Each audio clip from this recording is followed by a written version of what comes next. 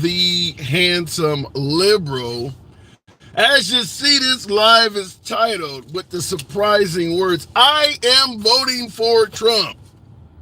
Consider me MAGA. I am voting for Trump is what the live stream is titled. D.A.D, Devil's Advocate Day. So Devil's Advocate Day is all about taking the other side, hearing their opinions, and seeing things through their world. So today we are indeed going to operate from a perspective of Devil's Advocate, and your host, I want to hear why we shouldn't vote for Trump. Perhaps Trump is starting to, okay, someone has said they can't hear me.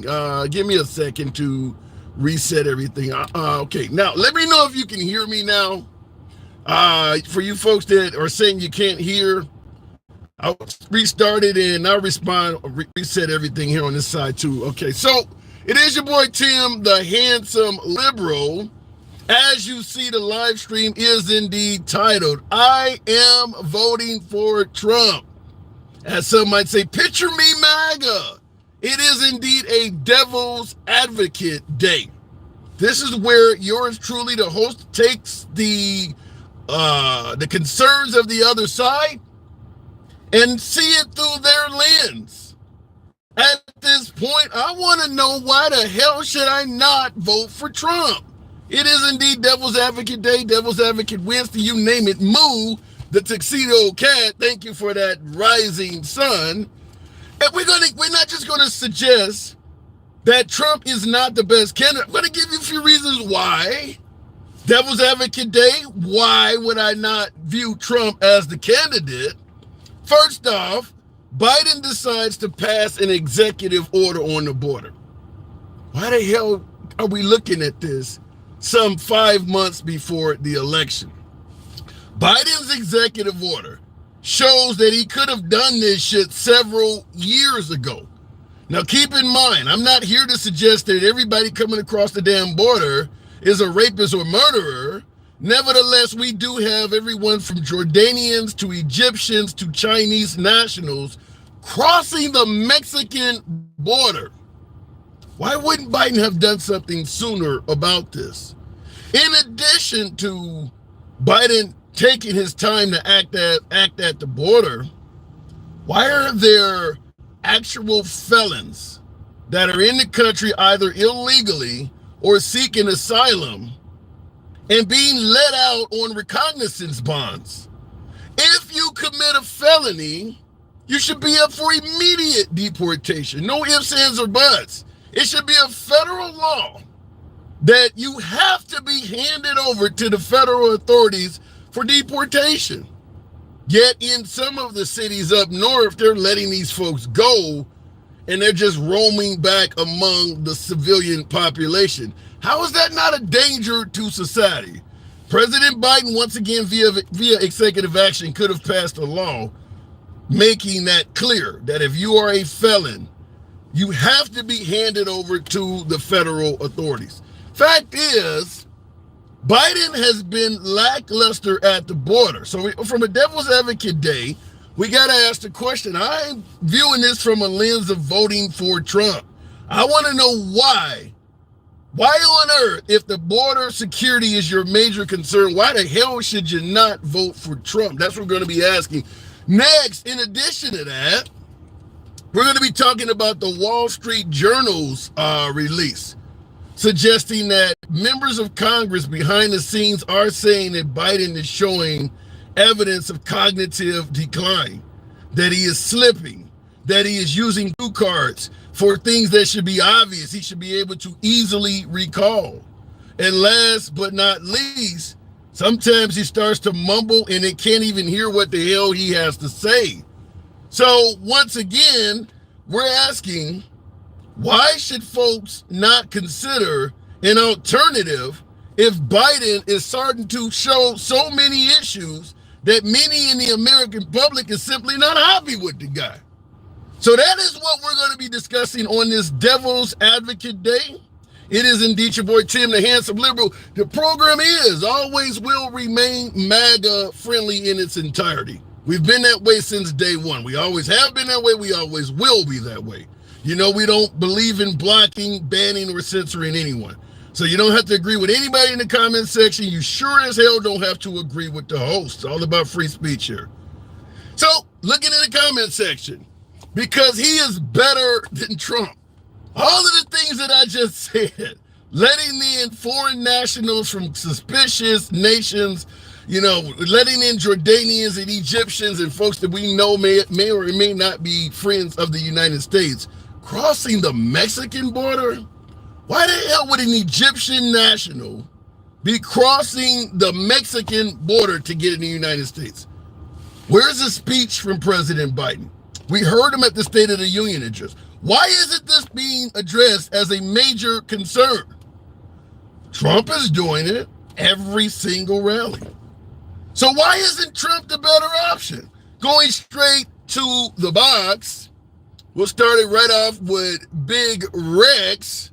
Good afternoon, Big Rex. Welcome to the program. Why not Trump, Rex? Give it a chance for the box to come. Rex, good afternoon. Good afternoon, sir. Hey, what do you mean, why not Trump? Do you feel that our nation's borders are safe under Biden? I don't think it's any different than it was under Trump or any other president. So you believe that Biden is securing the border to the same effect as Trump? He's doing the best he can with what's going on. I mean, how can you secure a border that's not securable? So why would he pass? So if he's doing the best he can, why did he need to pass an executive action border bill just yesterday? Oh, I'm not familiar. I don't know. I don't know what he passed, to be honest. Yeah. Why are so many folks on the southern border literally begging for Biden to do something? Because you got people that are now, okay, I'm sure there's a few criminals in there, got to be, if you just go by the law of averages, but most of them are trying to get out of a bad situation wherever they're from.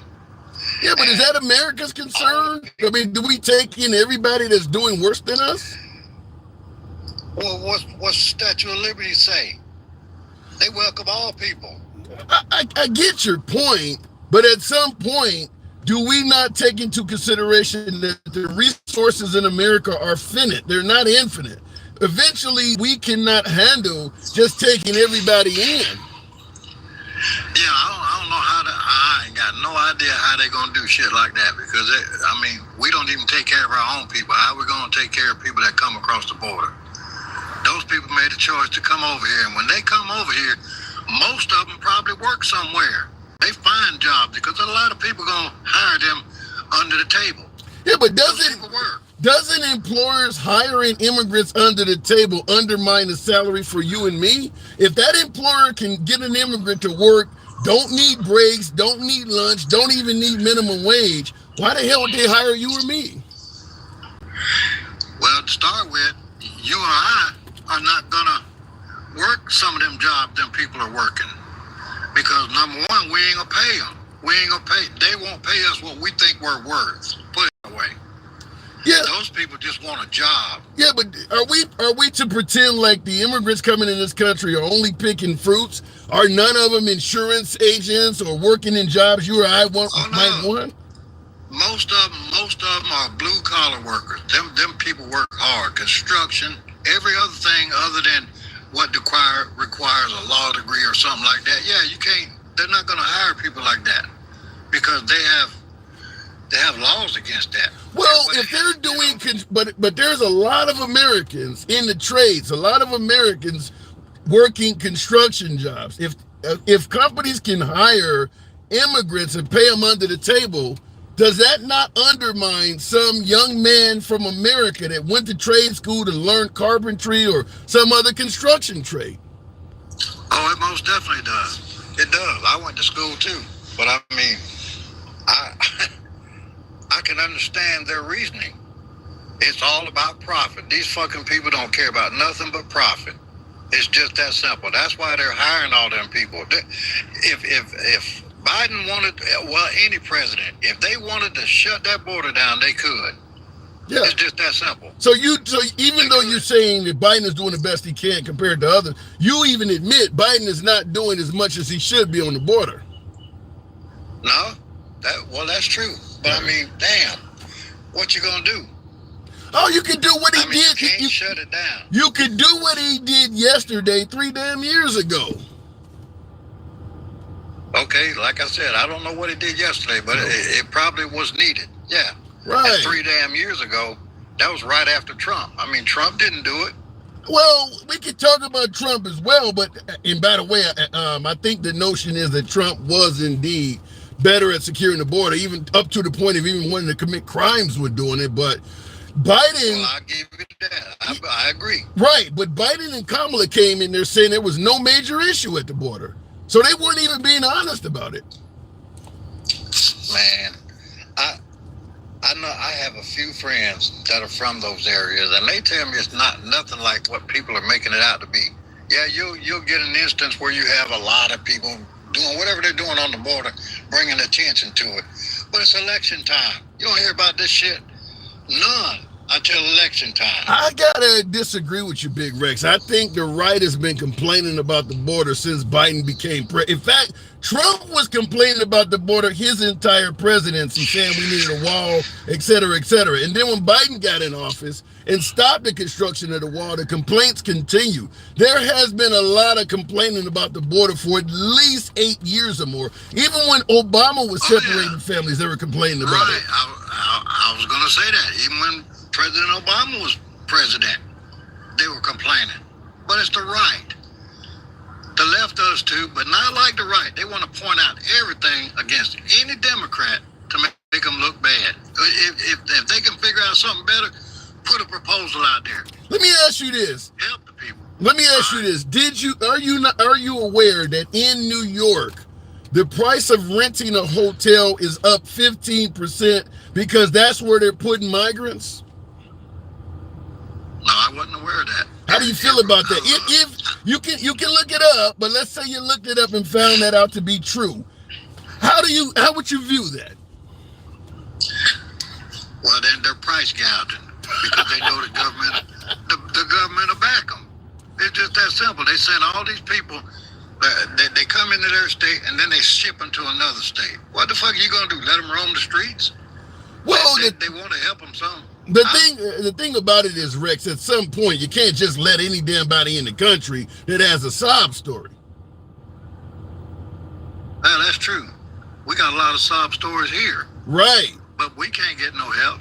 That's my whole thing. I hate that we're helping all these people, everybody, not just the people coming across the border, Ukraine, every fucking where else we're sending big money. Why we send that money out there? Not we're talking, Rex. Might I interest you in a red hat? Hell no. I ain't one, man. I've always been a Democrat, and I lean towards being a liberal. It's just that simple, man. All right. You know, I like some of what Republicans stand for, but they got the wrong people in office that have been there 40 fucking years and don't do nothing to improve nothing. You talking about Nancy Pelosi? You talking about Joe Biden? Who are you talking about? I like Nancy Pelosi. You just said 40 years. Well, look, my thing. Okay, they're talking about Biden being out of his mind, incompetent, out of his mind. Yeah. Yeah. Okay. Well, every president had to read cue cards. If you had so much thing on your plate that you try to remember all that stuff, there's no way you can do that. Even reading a teleprompter and then somebody throws a ignorant question in the mix, it distracts from what you were talking about. Come on, Rex. Let's not make excuses. If Trump was up there reading cue cards like that, we wouldn't hold him accountable. That motherfucker don't read them. He goes off cue all the time. I don't see how they can take up for him when he's on right at illiterate. It's just that damn simple. All he does is whatever comes off the top of his head, whether it's right or wrong, and it's normally his personal opinion. All right, so seeing Joe Biden stuttering and falling down over it, none of that concerns you at all. You think he can do it for 4 more years? Man, no, I don't. Well, Okay, let me put it to you this way. Take your time. When you're a president, you hire people to take care of all that stuff. You only step in when that your authority is needed. Because why would you hire people that you're not comfortable with knowing the job? He hired people that know their job. Trump hired people who donated to him. They didn't know shit about the job they were in. That Homeland Security person that he hired, all that, motherfucker didn't know nothing. Wow. It was just of Trump's opinion, so they put him in there. Well, Trump did. Now, Biden had to take care of all that mess that he created. Yes, it looks fucked up, but it really ain't. All right. Because the man is doing the best he can with what he has. And that ain't, it ain't fair, man. Every president goes through that. Trump wouldn't even read the letter President Obama gave him. I don't have solid. I don't. Can you prove that? Do you have evidence that Trump didn't read the letter? They said it. He said. Well, they gonna bash Trump. Trump gets bashed all the time. I mean, is there any evidence of that though? Trump deserves it. Damn, every time he opens his mouth, he puts his foot right in it and then backtracks. How the fuck can you do that? It ain't right. He doesn't know what to do in office. All he's in there for is personal gain for him and his friends. All right, he don't Rex. know nothing about policy. That's why he hired people to take care of all the other stuff. But you just gave Biden credit for hiring people. Now, when Trump does it, is wrong. Are you really judging Trump fairly? Trump. Everybody, every outgoing administration, every incoming administration normally gets rid of everybody from the previous one. Right. Unless they did an outstanding job. It's just that simple. If you got somebody in there that know what they're doing, you leave them in place. Especially when you haven't had no repercussions from him being in there. Everybody in his administration had problems. I don't know if I totally agree with it, but I do got to move it on. Big Rex, appreciate you coming through. I appreciate you. You drive a hard bargain, Rex. Thank you. Look, I'm always drive a hard bargain. Good talking to you. Good talking. Thank you. By the way, folks, this is indeed Devil's Advocate Day. As you see, the post is titled, or the live stream is titled, I am voting for Trump. I want to know, with the border as messy as it is, why the hell should not more Americans view Trump as a better option? Dirty Minor Apparel, thank you for the super chat on YouTube. I did see it when it came in, but I wanted to give my guest a chance to finish his point. Dirty Minor Apparel starts out, hashtag Trump 2024. With all the election fraud still being uncovered, we know now it only matters who counts the votes. There is some validity to the phrase, who counts the votes. If the wrong side counts the votes, they may count the votes in favor of the wrong side. I'll leave it at that. But that is the way we're taking the live stream today. This is a Devil's Advocate Day. And I'm asking, why the hell would more Americans not consider Trump when Biden is passing border bills that he should have passed 3 damn years ago? That almost makes Biden appear as if he is sleeping on the job. No pun intended. Looking in the comments, though, it's funny people bring up the Proud Boys because they forget Black Lives Matter. There will always be extremists. I want to agree with that, but I have to push back from the simple fact of the message of Black Lives Matter versus the message of the Proud Boys. I would just leave it at that. DJ Julio, yeah! Thank you for the hat and mustache. Going back to the box, the one and only Moo, the Tuxedo Cat. So why the hell wouldn't I vote for Trump? The border is a mess under Biden. Moo, good afternoon. Sure. So, their policies are exactly the same, my dude. I don't know where this idea that Trump and Biden have different border policies, minus the wall and the family separation. Biden's border policy is exactly the same as Trump's. The bill that was put forth is a Republican bill, and it's trash, right? It's not going to solve the issue. And Trump has no idea how to fix the border, right? If shutting down the border would stop the flow of immigrants, then that's your magical answer right there, right? It's a ploy. It's a ploy to try and satisfy Americans. You can't shut down the border. You're still going to have a flow of illegals come in because they don't care whether the border's open, whether it's closed. They're going to make their way in. So you're not going to be able to shut down the border. And that executive order that Biden is doing is exactly the same as Trump's. It's going to get shot down by the Supreme Court, just like Trump's did, because you can't do that as president, right? Well, So let me say this: the fact that, because you're saying that Biden's bill is the same as Trump, which should tell you something. If Biden is patterning his bill after Trump, maybe even Biden now realizes Trump had a better option. Trump was making a better. So they have the same donors, my dude. They have the same donors with the same interests. That's why the bill hasn't changed, my dude. They take money from the same places. This is not a Republican Democrat thing you're talking about right now. This is a uniparty bill, okay? The reason both sides are okay with it is because it satisfies their donors. If it didn't satisfy their donors, they wouldn't be okay with it. It does nothing to create new deals with South America, and the reason people are coming here is because they come from countries with poor economies. You need to start doing trade deals and making money flow through those economies, and then the flow of immigrants will be stemmed at that point. But you keep and until saying you do that, you're just jerking everyone's gherkin.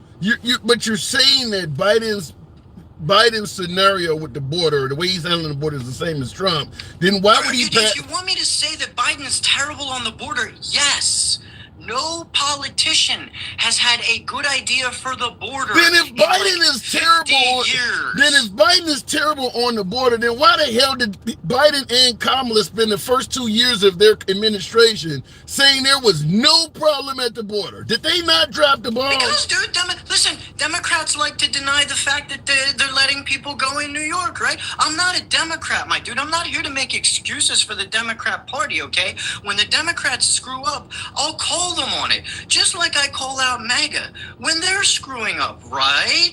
Okay, so they haven't done jack shit to fix the border. Neither have Republicans. The wall's a fucking stupid idea, okay? So is putting more border patrol down there, because there's already border patrol out the ass. The only good provision in that entire bill is where they fund more judges and more courts. They need to put more money towards that so that you can properly vet people and get them through the system, because that's where your real hang-ups are, right? And until you help fix the economies that the United States destroyed in South America, you're going to keep getting immigrants flowing into the country. So then I have to ask you, why the hell would Biden remove Trump's Remain in Mexico issue and policy, and allow an unlimited amount of folks to come in this country and seek asylum? Why did he get nipped that in the bud in the beginning? Why the hell was so many folks? Again, I told you already, these parties have donors that have vested interests in cheap labor, and that's why they're not going to fix the border. All of these provisions are half measures. It's not going to fix anything, and it's a Republican bill that they shot down because Daddy told them to, and that's fine, because your bill sucks anyway, and it doesn't address the real issues. So the answer for you, my dude, once again, like usual, is corporate money. So when you mentioned corporate money and suggested Biden and Trump are taking money from donors, then what you're saying, taking Trump out of the conversation temporarily, you are saying that Biden himself is corrupt. Of course he's corrupt. He takes bribe. It's legal bribery, but it's still... Listen, the reason Democrats beat themselves, right? Because Republicans don't beat Democrats. Democrats beat themselves. The reason Democrats can't fight against the Republicans, at least most of them, is because they take money from the same donors that the Republicans do. Yes, Joe Biden is corrupt. He took $11 million from AIPAC. You can't sit here and tell me his decisions on Israel are not based on the fact that the dude's taken $11 million. I'm not here to wipe Joe Biden's ass. I'm not here to wipe Trump's ass. I don't worship politicians. I call it as MAGA. You like people who call it as it is? I'm calling it as it is right now. You should fucking love me. So what about, while we're falling in love with you, Moo, what about the fact that the Wall Street Journal just released a report stating that members of Congress behind closed doors are really concerned with Biden's cognitive ability, saying he's showing signs of slipping, he's mumbling, he's using cue cards out of sync. Okay. So yeah, you should be concerned about Biden's cognitive abilities because he's 1,000 years old. You should also be concerned about Trump's cognitive abilities because he's also 1,000 years old. I'm comparing two old fuckers. Like, you guys think that this is a legitimate debate. You're comparing two people who are too old to be president, and then each side wants to act like, oh, I'm right. You're both fucking dumb. You're both running shit people. The only reason I'm voting for Biden, again, it's the means to an end for me. Biden will allow this government to keep going. He will keep our democracy, and that gives me a chance to put more progressives into the Democrat Party and kick out the corporatists. I don't like Biden. He is simply a means to an end for me. You're making me work. So do you feel comfortable? And it's kind of a redundant question considering what I just asked you, but do you feel comfortable that Biden even can make it another 4 fucking years? Or do you see... No, I don't think he'll live out his next term. But you'll have the first female black president. So good deal for your community. Even though I'm not a big fan of Kamala Harris, having the first female black president would be a big accomplishment for this country. And technically, it's happened because Biden went into a surgery and Kamala assumed the position of president already. So technically, we've already had the first female black president. But, I'll take it in totality, right? Do you think she's up to the job? No, I don't. I don't think she'll do a good job. I don't like prosecutors. Just in general, I'm not fond of prosecutors. So what are you supporting her just because you're supporting just because she's black? That sounds like racism. I support her because she will leave office when she's done. So when she's done, she won't throw a coup. She won't get fake electors. She'll leave. Yeah. So your biggest concern is indeed democracy. Of course, yeah, my dude, again, I'm a Navy vet. I was in for 6 years. I swore an oath to defend the Constitution of this country. And it's the most important document that we have, right? It keeps our institutions alive. The institutions that Trump wants to take away, right? So that's why I'm voting for Biden. Do I think he's done a very good job as president? No, he's been a status quo corporatist president. And he's gone way too deep in with the Republicans on many different things, including the border bill. Write your own fucking bill. Don't use the Republican trash that they give to you. Be a man. Write your own bills. Don't ask Daddy Trump to help you pass a Republican bill. Well, but isn't that what we need? Folks would suggest that both Obama and Trump were divisive for this country. Wouldn't you give Biden credit? You don't need Republicans. No. You don't need Republicans at this point. The population of the country is such that you can win every fucking election without any Republican voters whatsoever. This is why they're doing the things they're doing, right? Because the demographics of this country are no longer in their favor. Even Texas is partially considered a purple state at this point. So you're losing the American public, right? And this is why they're taking such extreme measures with gerrymandering and etc. Because you've lost the fucking country. This is why you have to cheat. You haven't won a popular vote for a presidential election since George Bush. And you guys have bankrupted this country numerous times. Texas? Every time a Democrat has to get in and fix the fucking economy. I gotta jump in. Moo, I gotta jump in. Texas, you think Texas is up for grabs? You don't think Texas is gonna be solidly red? I think Texas is definitely up for grabs. Yeah, absolutely. On a national election level and on a Senate level, Texas is up for grabs. People don't like Ted Cruz. They vote for him because there's not a non-corporate Democrat running against him. People don't like Beto O'Rourke. He is a corporatist. There's no point in voting for him over Ted Cruz because they take donor money from many of the same places. Put a progressive in there like Crockett, right? She is proof that Texas is going purple. She is the main proof that Texas loves progressives. She's the best thing to come out of Texas I've seen my whole life.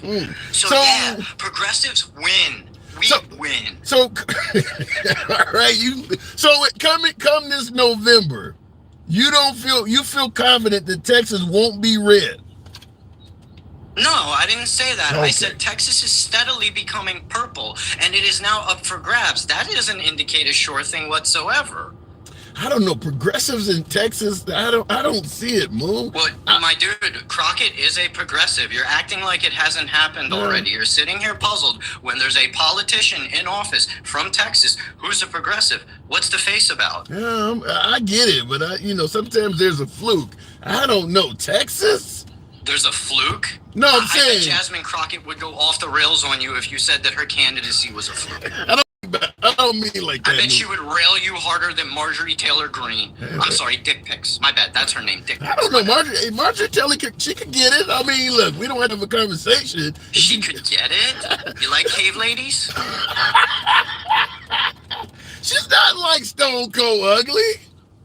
Bro, she's hideous, my dude. I don't know what you're looking at. You must have had a few too many drinks. I gotta go. Moo, as always. Good one, my man. audience loves you, man. Appreciate it. Moo the Tuxedo Cat. Oh my God. All right, look at the comments. I'm asking that. And I see in the comments, what does I say? Bo Pearson says, well, I spit. All right, why can't I show Marjorie Taylor Greene a little love that she would never show my black ass? Anyway, as always, folks, the program shall forever remain MAGA friendly on this Devil's Advocate Day. I can't even get it out of chuckling so hard. I'm voting for Trump. Devil's Advocate Day. That is what the live stream is titled. I'm voting for Trump. Talking about the border is a fucking mess. You got Egyptians, Jordanians documented on camera walking across the border illegally. Why would an Egyptian be down in Mexico trying to get into America? Biden's handling of the border, even by my last caller's admission, is a mess. Maybe it's time to put Trump back in office and get this under control. What say you? Tap the screen. 1,100 of you in here. We can certainly get it up to 30,000 if you show your boys some love. So for my TikTok users, feel free to tap the screen, get the likes on up to 30,000. Same on YouTube. Very good numbers on YouTube, by the way. Smash that like button, get the likes on up to 25.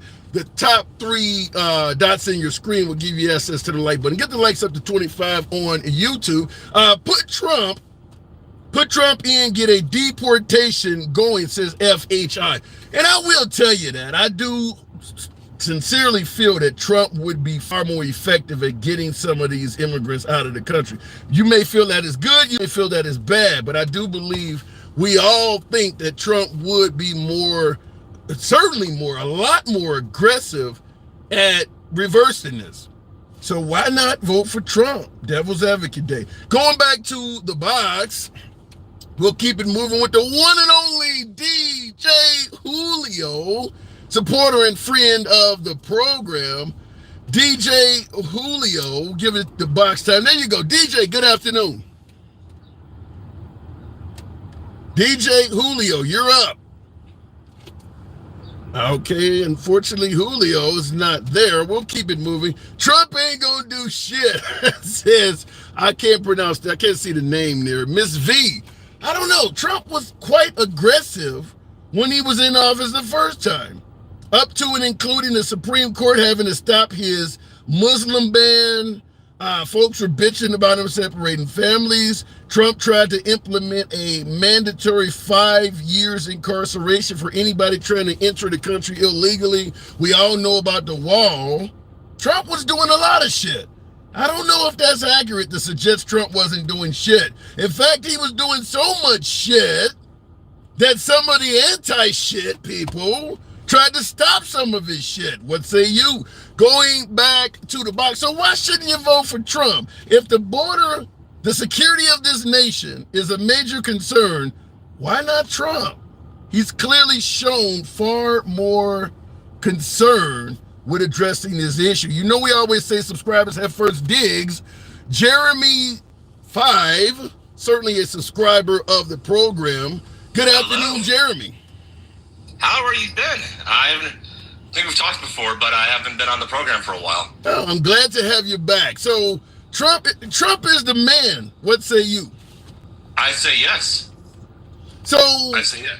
Go ahead. Yeah, I say yes because here's the thing. You mentioned the border. Well, you know, a lot of people like to make it feel that a lot of people come over the border. Even the illegals are hardworking, good people. And I'd say that's most people in a country. But the problem is this. When you have no filtration system, it's not about who the majority of the people are. It's the fact that when someone commits a crime in country A, and let's say they don't want to get punished for it, the country A only has jurisdiction over themselves. They don't have jurisdiction over country B. Right. So they can easily just hop the border and escape any kind of consequences or any kind of restraints. And the thing is, if you actually look at this, Dr. Jordan Peterson, who is a psychologist, I'm sure you've probably heard of him. Yeah. He even talks about how, like, the majority of the worst crimes are committed by a minority of criminals. So it's not really about, like, you know, everyone coming over being a horrible person.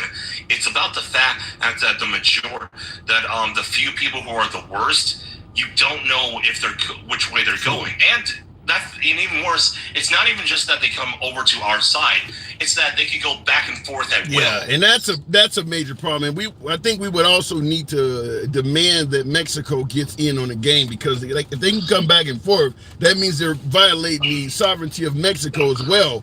But in regards to your statement, that is not everybody, but it's the worst of the worst committing most of the crimes.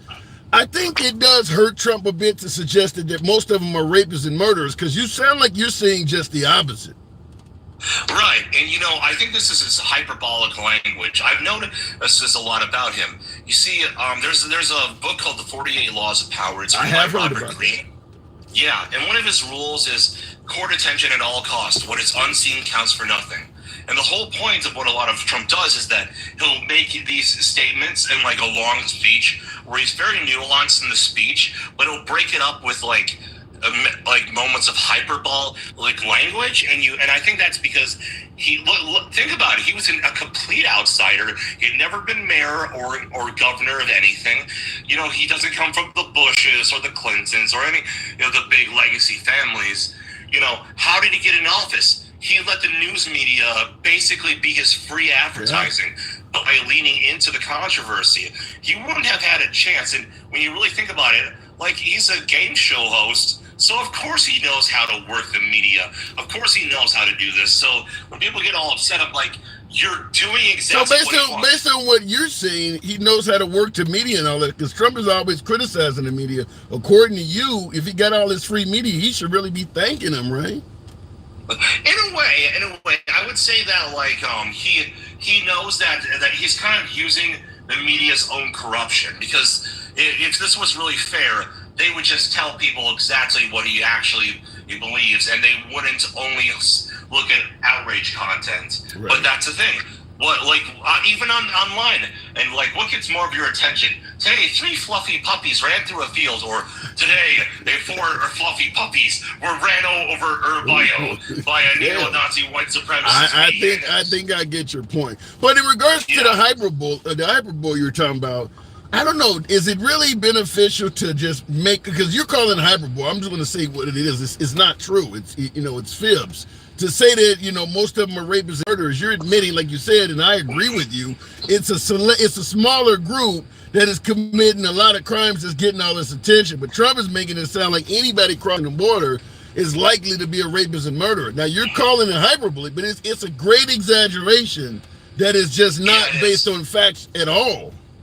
Right. Well, it's addressing a real issue. Yeah. But the problem is, yes, it is addressing it with a bit of a lie, an exaggeration. But the whole point is, you know, like, we're like, look, It's not that most of the people who come over illegally will hurt most people. In fact, most men in general do not commit serious crimes. It's that it's the cartels, MS-13, every devious group, every terrible group that is known to do horrible things. I mean, we've seen in like beheadings, we've seen in like a Mormon and family literally get lit up in Mexico by a whole bunch of cartel members. Those people, when you have no significant border security, they could roll on and out and not worry about a thing. And here's the thing. It wouldn't be so bad if Mexico had a stable government. That's the one thing that people aren't willing to admit. Mexico is corrupt, and everybody knows it. That even the single-celled organisms on Mars know it. Damn. Mexico. But I have to push back and ask this, because this is coming up in the comments a lot. Is that even though, and I agree with you, I agree with Trump, we need to secure our border, but a lot of the viewers are suggesting that what Trump is doing is addressing it from an angle of racism. In the comments, Psycho Sister, I think that says Trump tapped into racism that didn't want a black president. So in other words, MAGA, that did not like the fact that Obama became president, or now Kamala potentially doing it again. You can tap into that crowd because they have an anti-minority appearance. How do you view a comment like that? I would say that's incorrect. I would say that, here's the thing.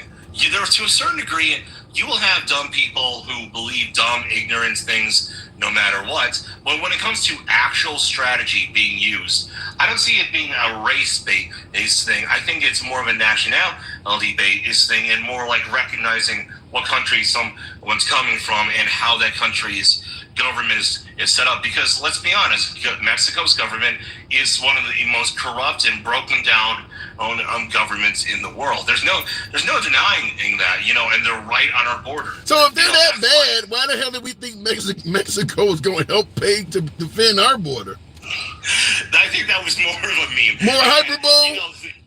The game show host knows how to make funny slogans that people like to quote. Come on, everyone was saying build that wall, or saying but then I have to ask this question. Like I said, even though the live stream is titled "I'm voting for Trump, Devil's Advocate," if he frequently uses so much what you refer to as hyperbole, things that are not true just to get attention, how do you know when he is telling the truth? Well, usually, that's the thing. And this is actually kind of genius. These speeches are much longer than the few sound bites that he gives. Like, if you watch the whole speech about when they got Baghdadi, this is separate from the border, when we were hunting down the leader of ISIS, Baghdadi. It was actually a pretty lengthy speech, but everyone honed in at the part where he said, like, he died like a dog, like he was crying the entire time, and I know he did that for a soundbite. So when you think about it, but what about the average voter? What about the average voter that just wants to make America great, that's not gauged in the length of speeches or what is hyperbole? I mean, like, what happened to having a candidate that simply does their best to just tell the audience the truth? Well, you see, here's the thing. Have you ever heard of the old wisdom from the Bible, like, do not throw pearls before swine? I've heard it, but I don't quite know what it means. The idea is that there are some people who will not believe you, but are at least open to listening to you. And then there are those whose hearts are hardened, who aren't reasonable and have no desire to listen in the first place. Don't waste your time with those second people. And the whole thing that Trump is doing is he knows that people, when they hear this stuff, if someone even has an inkling of willingness to have humility, you're going to ask, well, what is the full thing that he said? Because this is only a few seconds of a clip. And they're going to look at the longer speech and say, oh, so that's what he said. And they might not even be convinced right away, but they'll usually, but if you do you really believe that when Trump speaks, you got folks that are interpreting his speech like Shakespeare? People take you at face value. I know a lot of times folks will say they took Trump out of context on that, and it is because of what we're discussing. Trump says a lot of inflammatory stuff, but the average voter trying to do their own day job and take care of their families, they're not going to really sit back and be interpreting all this stuff, which is why I asked you, what happens to a politician that just speaks it like it is, and tells the voters the truth, and not gives all these riddles. Honestly, I think the problem is that most people will vote for who they're going to vote for anyway. If you look at how people vote in elections, even like people who don't who vote like who are like swing voters, they're the only ones who really truly change their votes over the years. If you're from like the city of New York, doesn't matter, Brooklyn, Manhattan, wherever, you're almost guaranteed to just vote Democrat, even if it's Hillary Clinton. You know, and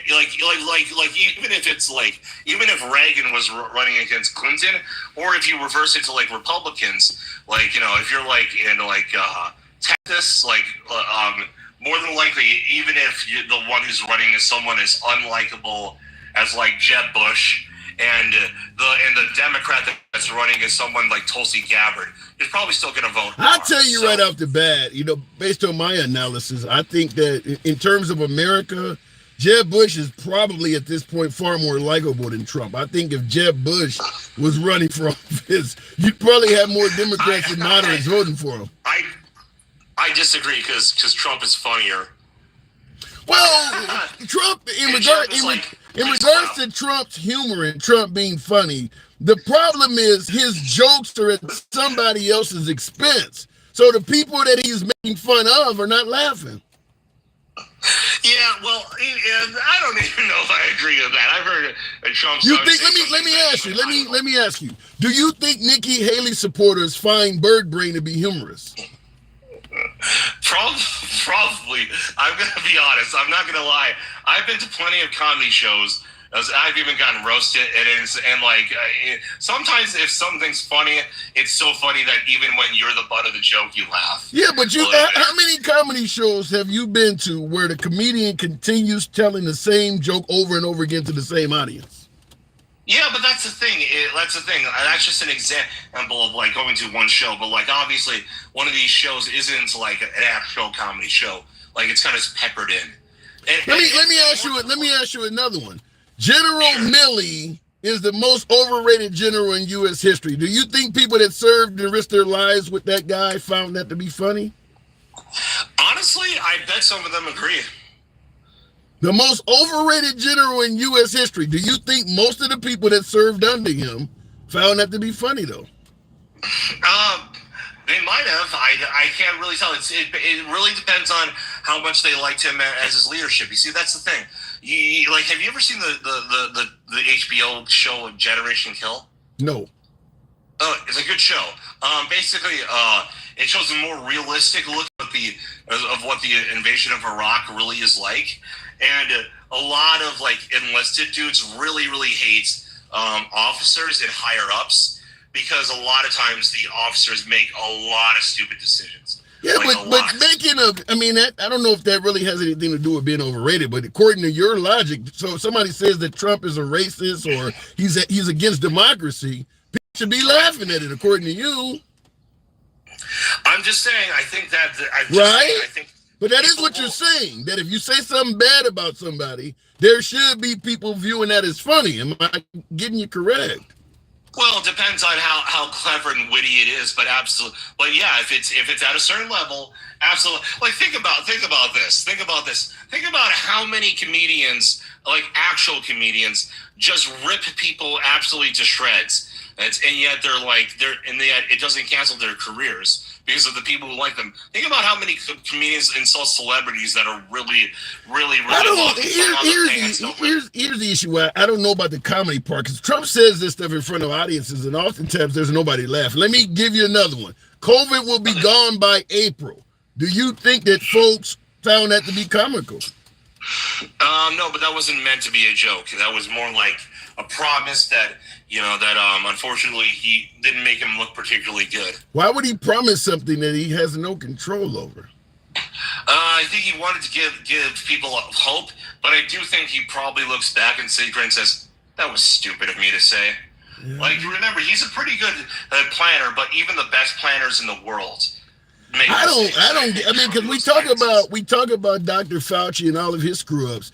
telling folks that a pandemic will be over by April, I don't know if even Dr. Fauci can top that. That's pretty bad. I mean, you don't have any evidence of that. You just say something Trust like me. that. Trust me, I'm willing to hold his feet to the fire for that one. I think that was a dumb decision. And I don't think Trump will ever say it out loud, but I think that he knows that was a dumb decision too. You know. All right, I got to move it on. Jeremy, appreciate you coming through as always. You're welcome back anytime, man. Thank you very much, Jimmy. You have a good one. Anytime.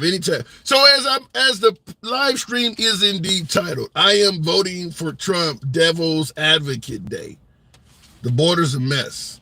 Folks, even on the left, believe that Joe Biden might not even survive 4 more years in Washington.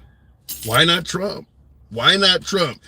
I think most people believe that Trump will at least do equally as well as Biden on the border.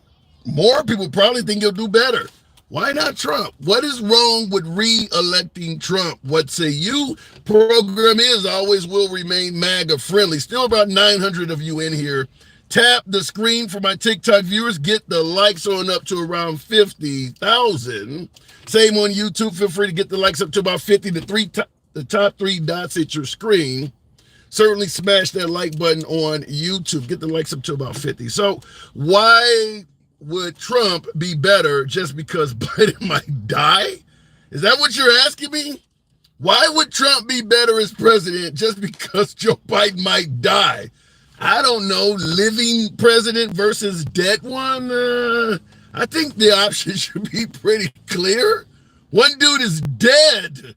The other dude is alive. Which one would you choose? Going back to the boxing, by the way, in regards to that comment, Mark Cuban of Shark Tank fame, I know you're seeing Kevin O'Leary all over the place, but Mark Cuban, owner of the Dallas Mavericks, stated that he wouldn't vote for Trump even if Joe Biden was on his deathbed receiving last rites. So he would vote for the dead guy. Let me go back to the box. Wow. Continuing on with another one of my subscribers, Kevin J. Good afternoon, Kevin. The administration left behind is why you can't vote for Trump. You got to elaborate on that. Kevin, good afternoon. Good afternoon. Yeah. So why not Trump? I think it was Moo that was basically saying it for the same reason, because anyone else besides MAGA or Trump or whatever would leave the job when they're done. Democracy. You know, that's why. Huh? You're talking about the democracy argument. Correct. He tried to fight to stay in. He broke the laws trying to fight to stay in. Okay. And he won't leave. If he gets back in, he won't leave. Let me ask you this for shits and giggles. I get your point on democracy, but just for shits and giggles, let's take democracy out of it and compare the men minus the threat that you believe Trump is to democracy. Who would you vote for? I'd vote for Biden.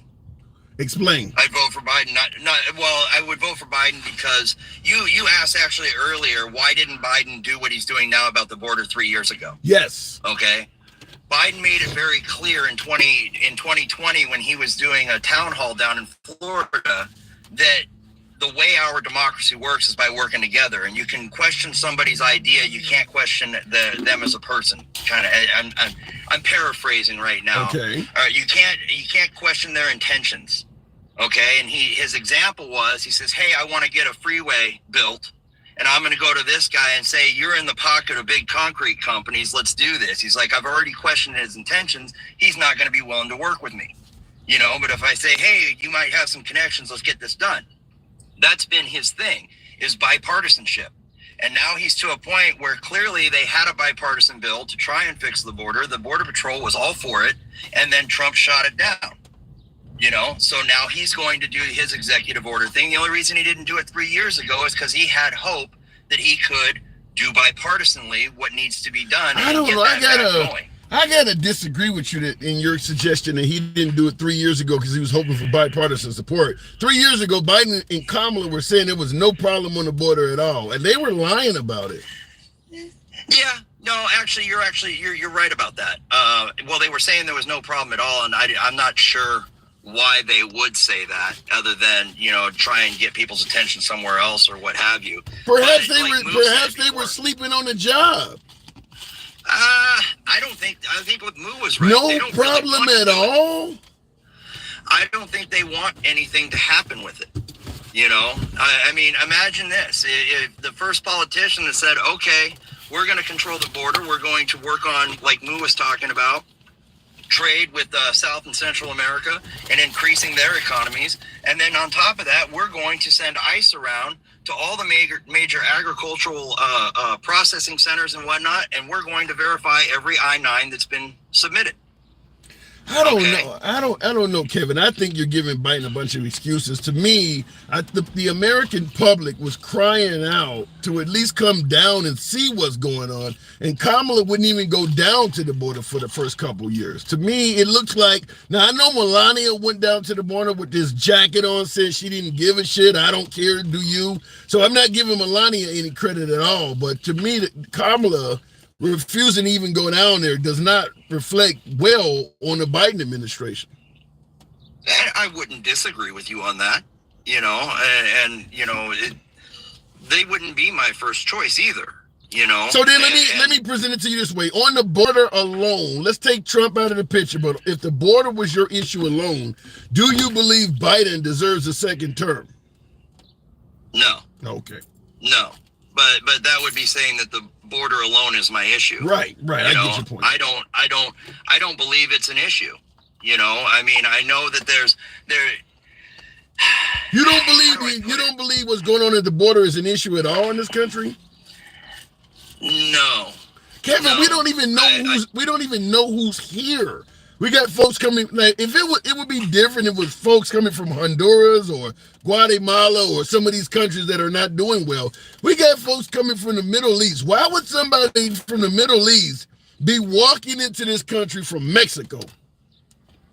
For the same reason, how did they get into the country, 19 or 20 of them for 9/11? You know, isn't that the way it's always been? And look what happened when they got here. Right, you know, but what you're talking about is going against the very thing that built this country to stop people now.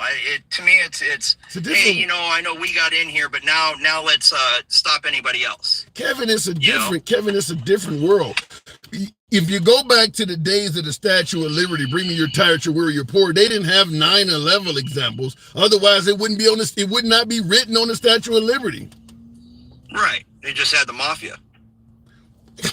I get your point. The mafia did come over here and they did their own dirt. I understand that. So what you're saying, if someone from a suspect nation, which some of these folks are coming from some of these Middle Eastern nations, they come over here and they want to seek asylum, just let them in to do it? Well, that's the problem and that was the big plus thing to that border bill was adding judges and courts to process these claims. Why should it even get that far? If you coming in the country from Iraq through the Mexican border, ICE, the border patrol down there, they should be required to detain you. You shouldn't just be given a court date and released into American society. The very fact that you're from the Middle East and you're in Mexico should set off all kinds of red flags. So close the loophole. Close the loophole. You know, the loophole is this. If you land on our shores and ask for asylum, you are here legally at that point. That is our Constitution. That loophole was not there until Biden got in office. Trump was not, he had to remain in Mexico. Trump wasn't letting you do that. Incorrect. That got shot down by the courts. He wasn't allowed to do it. Biden didn't pull that away. The courts pulled that away because that is unconstitutional for him to do it. He was able to remain in Mexico during COVID under his emergency powers. Once that was done, it wasn't allowed to be done anymore because our Constitution protects anyone that lands on our shores. Don't you remember back in the 80s and 90s when they were trying to keep Cuban boats out at sea so they wouldn't land on our shores?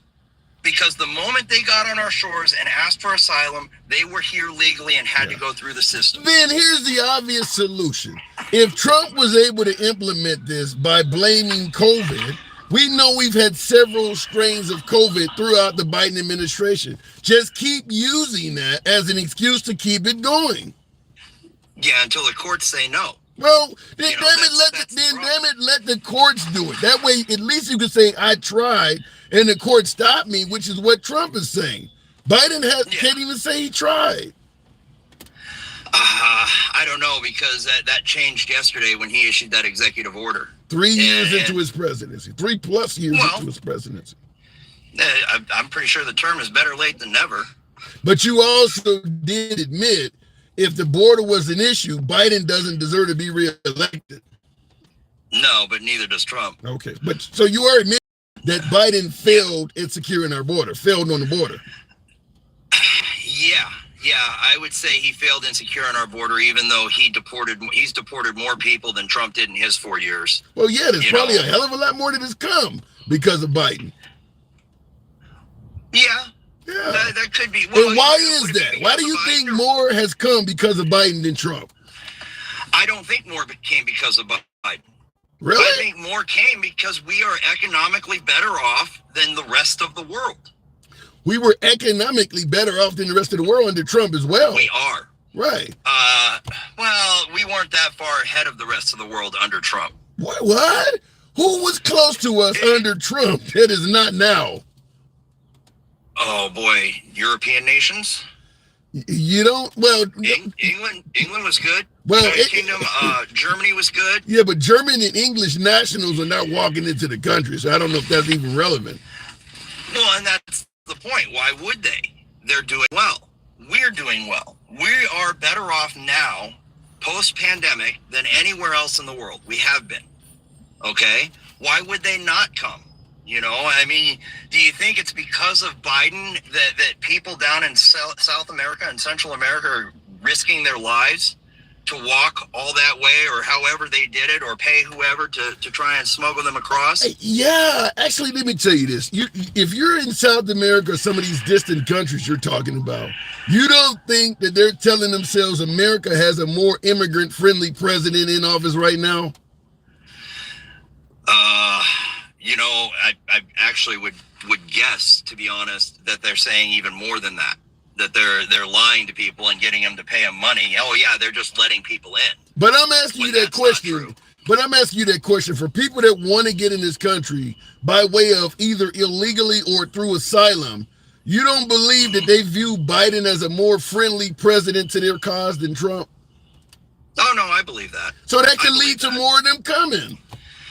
I don't think that's a deciding factor. I think that the fact that Biden is in there, it has anything to do with the fact that if you told some poor person who's in fear of their life or has no way to feed their family that if you get there and declare asylum, then they're going to let you in because they have to, because that's the law. You know, that it doesn't, I don't think it matters who's president in that scenario, because if the law is the law is the law is the law, you know, that's the selling point. All you got to do. I gotta disagree with you on the fact that you pointed out that Trump was trying to secure the border and he kept getting shot down. Biden is not getting shot down because he's not trying to that level. Trump was going to go to the extreme. The only thing that stopped him is other entities. Biden would never do that. Well, no, because he respects the law. All right, and I don't disagree with that. And I said this before. I believe Trump would be far more effective at the border because he would up to and including break the law to secure the border. So Trump is definitely your guy if securing the border is your biggest issue. Yeah. All right. Yeah. No, I think I got a red hat. I mean. Can I get your red hat? On the surface, it sounds correct that way, but in reality, I don't believe it's that way. You know, and because like what's his name was talking about all his hyperbole and all of that. You know, when I hear him say things like that, and then you hear the behind the scenes comments of why don't we get more people illegally trying to come over from Europe and whatnot, and that kind of thing. And like I said, back to the beginning of it. I don't think any of them really want to solve it.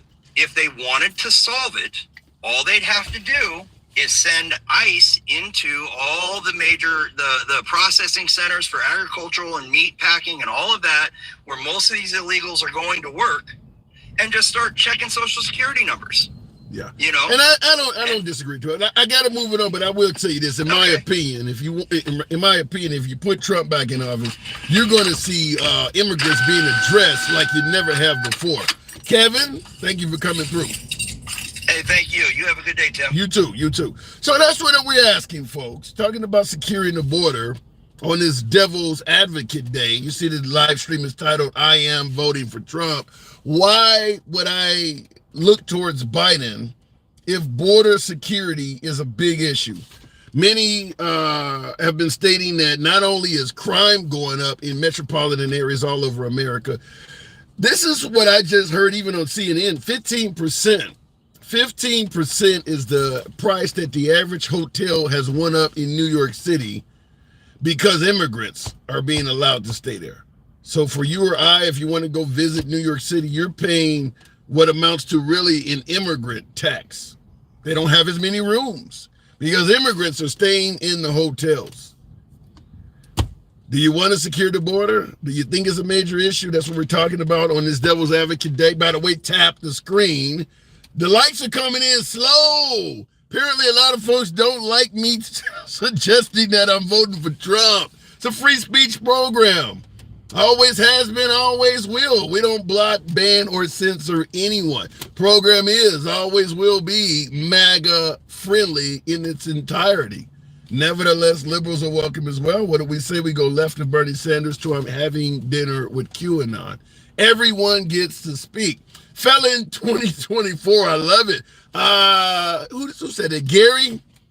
Felon 2024. You know, I heard, speaking of Fox News, somebody put in the comments, I think it was Greg Gutfeld from Fox News, the comedian, that stated that he would rather vote for a president that has a sentence, talking about a prison sentence. He'd rather vote for a president that has a sentence than one that cannot complete one. Does voting for Biden come this November, re-electing Biden, concern you at all? Talking to my liberal side of the fence. When was the last time you pooped? That came in from YouTube. I get some of the wildest comments on YouTube. Grown-ass man wanted to know when the last time another grown-ass man took a shit. Yikes. Continuing on with the program. We'll continue on. You guys know my subscribers get first digs. Dunk Otto. Good afternoon. Welcome to the program. On January 23rd, 2021, Biden introduced an immigration bill to Congress. I'm aware that Biden did try to pass some border bills that got shot down. At the end of the day, let's not play games. Trump wants Biden to fail. Trump often says they never gave him a chance from day one. His goal was to do the same to Biden. But that doesn't take away from the fact that Biden could do a lot of things with executive action. Or at the very least, do what Trump would do. If you're trying to secure the border and the right at the behest of Trump is shooting you down, make it known. This is what happens when Trump holds all these rallies and Biden don't say shit. A lot of people don't know. But Biden could have done what he just did via executive action yesterday, years ago. And that doesn't make Biden look good that he took so damn long. He done enough with executive actions. It made America worse, says Bobby Griffin. Well, I think what he did on the border yesterday, though, the right, I don't think the right is against it. I think it's exactly what was stated in the comments. Trump wanted Biden to fail. It benefits Trump if Biden fails. So in my humble opinion, you guys can disagree with me if you want. You know, I invite dissenting opinion. Trump is going to say anything Biden does is bad, even if it's the same thing Trump would have done, because the goal is to make Biden fail. The liberals did something similar to Trump. You hear them say they never gave Trump a chance from day one, which is true. Well, Trump is doing the same thing on the other side.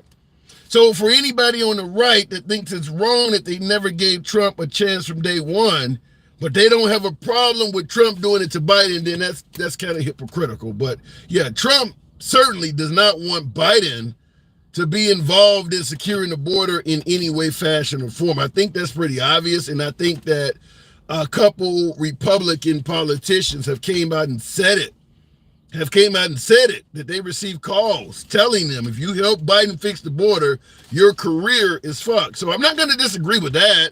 Looking in the comments, Trump opposed the bogus pretend bipartisan bill, the left in one, wait a minute. Trump opposed the bogus pretend bipartisan bill that lets in 1.5 million illegals per year. Mario, that may be true, but that is part of the problem. Trump is a citizen. Trump is not a politician right now. He is a U.S. citizen. Why does he get the ability to oppose bills being proposed in Washington? Just pointing that out, because you're admitting that he opposed the bill and was able to change the trajectory of his own party. He's a citizen. Thinking about that. Look it in the comments. Yes, truth is truth, can't hide. Biden has used his executive power, although the House didn't agree. Yeah, Biden should have did what he did yesterday, several years ago, three years ago or whatever. Because right now, there is too many folks in this country that are undocumented.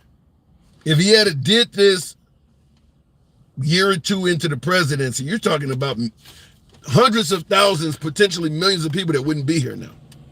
And the problem wouldn't be as bad. That's not to say the right wouldn't try to exaggerate and things like that, but it doesn't look good that he took so long. Going back to the box, we'll keep it moving with, I don't know what just happened there, but going back to the box, Jay Hartel. Good afternoon, Jay Hartel. Welcome to the program. Voting for Trump on this Devil's Advocate Day. What say you? Do you think Trump is the man to secure the border? I think Trump has a better option to secure the border in his history and how he's approached things throughout his entire presidency. My issue between Trump and Biden comes, at least in this election, is that we have 4 years of Trump and now we have 4 years of Biden that you can compare side by side. Yeah. And their policies and the things that they have accomplished, not to mention the, nearly 40 years that Biden has been in politics and really not accomplished a lot. Yeah. Now, let me say something, because you got a real noisy background, so some of the viewers are saying they can barely hear you. Are you driving or something? Your background's really noisy. I am. I'm a driver for... Okay. I drive throughout the city of Chicago most days, so yes, it is loud. Yeah, okay. So you're saying Trump's policies are better. Now, folks are suggesting that they fear democracy is at stake with Trump. What say you? Okay, he dropped out. I don't know what just happened there. We're moving on. Maybe he had a call come in. And I see a lot of you folks said you couldn't hear him. What's the number of Middle Easterns coming in across the border because we keep talking about it? Well, we don't know, because they're not all coming across in a manner that you can actually videotape or film them. But the fact is, Fox News has been on the border, and they've been able to catch and actually question a few of them. Shouldn't be anybody from the Middle East coming in through Mexico. I mean, not only does that raise huge red flags, how did you get here? You're hurting financially, and somehow I can't even afford right now, unless some of you folks in a few galaxies, I can't even afford right now a trip to the damn Middle East. How the hell did they do it? How did you get all the way from the Middle East? Also, how did you get into Mexico? Did you go there illegally too? You can't just let everybody walk in. I understand you want to be a sympathetic country. Bring us your tired, your weary, your poor. I'm not arguing with any of that. But how do you pull that off without anybody questioning that? You're from Jordan. You're from Egypt. You're from Kuwait. You're claiming you want to come here for better opportunity. But you had enough money and enough revenue and resources to navigate that journey that many Americans could not afford to take. I couldn't produce enough, but it would be hurtful to my finances to take some of these journeys some of these folks are taking. It seemed like you'd have been okay where you're at. I mean, it's the cost of living in some of these countries is significantly less than it is in America. yet you were able to afford that type of a journey. And then when you arrive, you're still dressed and looking nice. Some of these folks are coming in, middle-aged men, 30, 20s years of age, dressed in decent clothing. They're not looking like they've been swimming, or, you know, their clothing's not all ripped up. How did you do it? Is it not worth asking a question? You're from literally thousands of miles away. How did you get through all of these countries and you don't have a passport now? Not one stamp, not a passport, no stamps on it, nothing. And you just let them in the country.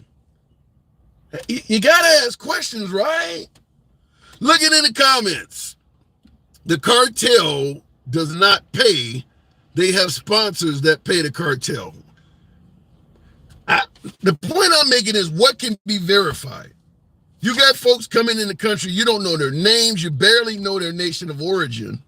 At some point, is it wrong to ask? Is this shit unsafe? Looking in the comments, want to thank you for the super chat. No way I'm going to pronounce that name. I just go with Chick. Biden's border deal included allowing 5,000 illegals in every single month. In my humble opinion, you should not let anybody in the country illegally.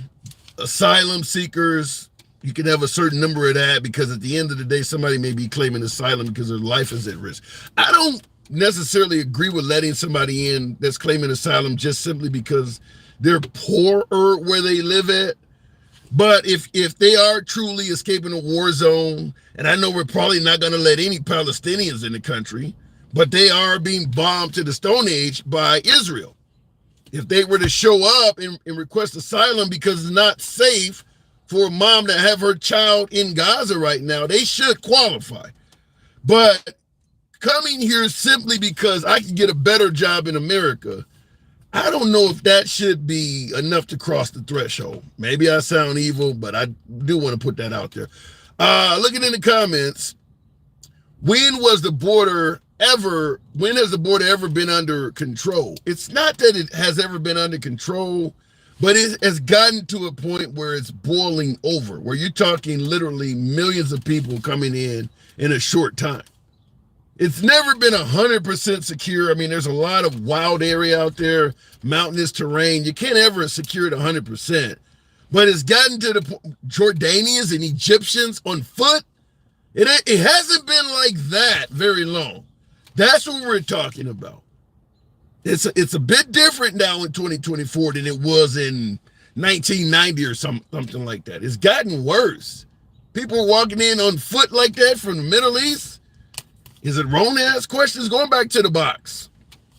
Looking, I don't know what I just seen. Dencow, what did I just hit? The subscriber there. I think I hit Dencow. Okay, well, maybe not. Cleve, good afternoon. Welcome to the program. Another subscriber. It got worse the day Biden took office, says Tina. Many are agreeing with that. Many are suggesting that, yeah, once Biden became president, things got worse because his goal from day one was to upset any protections that Trump was seeking. Trump was the bad guy. Many suggested that Trump was racist in how he was even handling immigrants coming into the country. How many of you folks might agree? Trying to bring up a guest, the box is kind of frozen, so we'll give it a second. You feed off of bullshit, says Alex Perez. State your case. What bullshit is being fed off of? We'll elaborate on it. You know we don't block, ban, or censor anyone. So state your case. Elaborate on what you are talking about. Continue on. We may have to move it on because the person in the box didn't come up. The GOP have been paying for caravans since Obama. Evidence. Where is the evidence to harm the image of Democrats? The GOP, Republicans, are paying for caravans to come to this country. Not going to disagree that it might not be possible, but you got to show evidence of that. That's pretty harming. It's pretty damning to say that? Where is the evidence that they're doing that? Going to the box, we'll try it again with Den Cow, another subscriber to the program. Subscribers get first dibs. GOP Taliban caravans. Like I said, where's the evidence of that? Den Cow, good afternoon. Hey, what's going on? Now, but do you believe that the Republicans are paying caravans to come to this country? No, I don't believe anybody has to pay a caravan of people to come up through Mexico to try to get a better life. I don't think you have to pay them to do that. Right. If people don't remember, there were quite a few times where Trump came out and told us about these gigantic caravans of people that were coming up. I remember. And I think a lot of people are forgetting what was happening then because everybody's minds were cut off at the time of COVID. Trump was not doing a great job on the border before COVID. Here's the difference in why I suggest Trump was doing significantly better on the border than Biden. Yeah, Trump was talking about caravans, but Trump was mentioning caravans to illustrate there's a major problem that needs to be dealt with at the border. Biden became president, and him and Kamala was saying there was no problem at all. So you giving him a participation trophy? No, remember the border that Trump was actively trying to build that Biden pretty much stalled. The materials for the border were laying around. He sold the stuff off. Trump was trying to secure the border. Right, you're giving him participation. Okay. He was trying. I get your point. Yeah, you're right. You're saying it right. Yeah. He didn't build a wall. Mexico didn't pay for it. The stuff that he tried on the border, the Supreme Court shot it down. The only thing that saved him was COVID, where he was able to use his emergency powers to put in to stay in Mexico, Title 42. So let me present it to you this way, and I get your argument about participation trophies. I actually concede and agree with it. But when you look at these two gentlemen, Trump versus Biden, on the border, if that's the main issue, you think it's equal? You think they both did about an equal job, or one did better than the other? What say you? I think a lot happened after COVID ended and Biden came in. Once now people are saying that Biden ended Trump's his stay in Mexico in Title 42. He did not. The courts ended it because they said that COVID, the pandemic itself, had ended, so there was no need for that emergency power to continue. It wasn't because Biden walked up and said, get rid of Title 40, get rid of that. The Supreme Court said that they could no longer use that as an excuse to keep people in Mexico. Yeah, but then the moment there was another COVID strain, and we went back to wearing masks and new warnings were issued. No. That was based on what the government had decided was an emergency. You can't just say, well, it's 2,000 people in America that's suffering from the new X strain, so we can use those emergency powers. No, you can't, because the numbers are drastically down. You can't no longer say we're in a pandemic. You can't. So what Biden did in terms of the executive action yesterday, why couldn't he have done that 3 years ago? Well, from what I understand and from what I've seen him do, when he first came into office, he presented a policy on the border. Like everybody knows, the Republicans shot it down. They said we don't want that. Right. And what did they do? They proposed their own. And he said, I don't want that.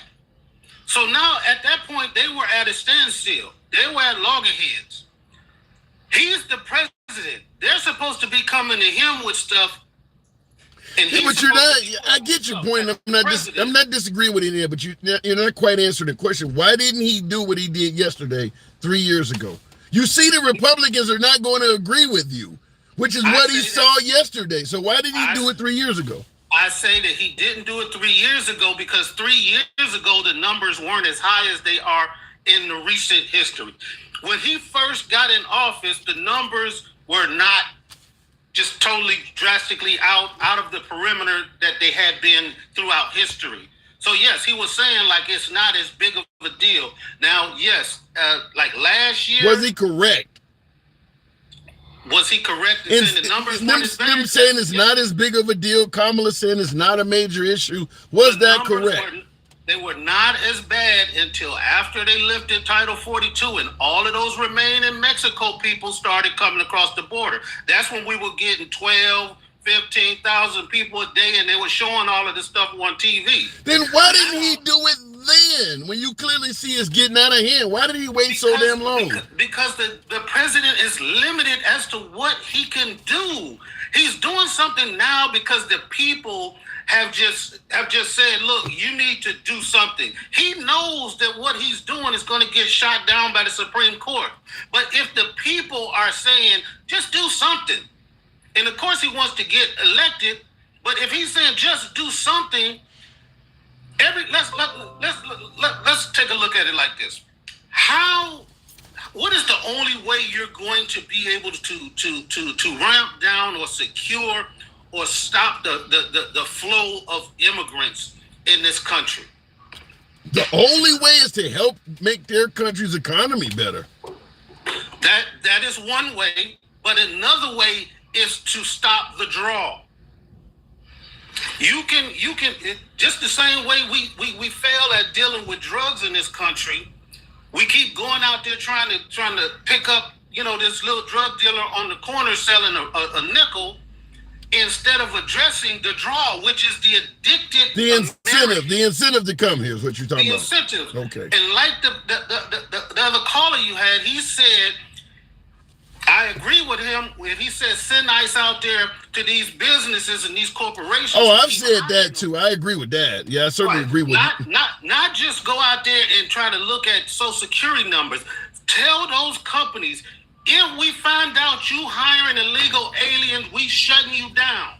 So let me ask you this way. I got two questions. First of all, a critical thinker in the comments is saying the incentive to come here is actually offering them free health care, insurance, and public education.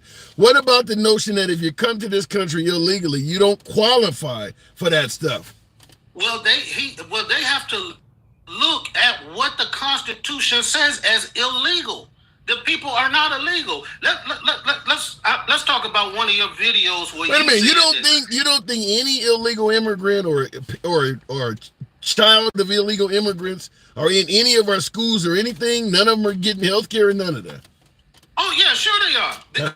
Because the Constitution says they should. Not okay. Because Biden is giving it to them or Trump is giving it to them. It says that when they come in here, they have certain rights. That's what the Constitution, not me, not Biden, not Trump, nobody. Them people were coming over here getting the same benefits when Trump was in office. Now, nothing has changed. So what about, now Tina in the comments on TikTok is saying that Trump is only doing this now because we're 5 months from an election and he know his ass is not doing well in the polls. What say you? No shit, he's a politician. That's what he has to do. Nobody can. So, but then that makes me ask. You said no shit. That's what he has to do, which leads to the obvious question: if we didn't have an election coming up, would he even be doing this? Listen. How long ago was that?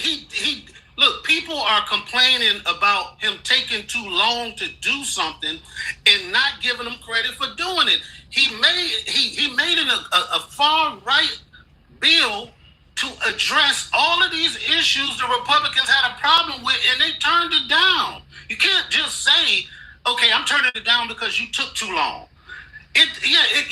You might be upset because he took longer than you wanted him to, but he did it. They said, listen, you get no Ukraine funding until you do something about the border. He got with a Republican, a far right Republican. He came up with something that none of the Democrats wanted.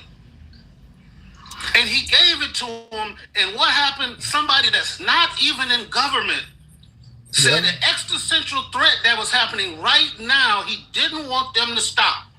So that means, from my perspective, everybody after that point that comes over here, illegal aliens, terrorists, or whatever, that's on their plate. They said, no, we're not going to do nothing until our God and Savior gets back in office. So you're responsible from that point on. You can't I don't. Here's my issue.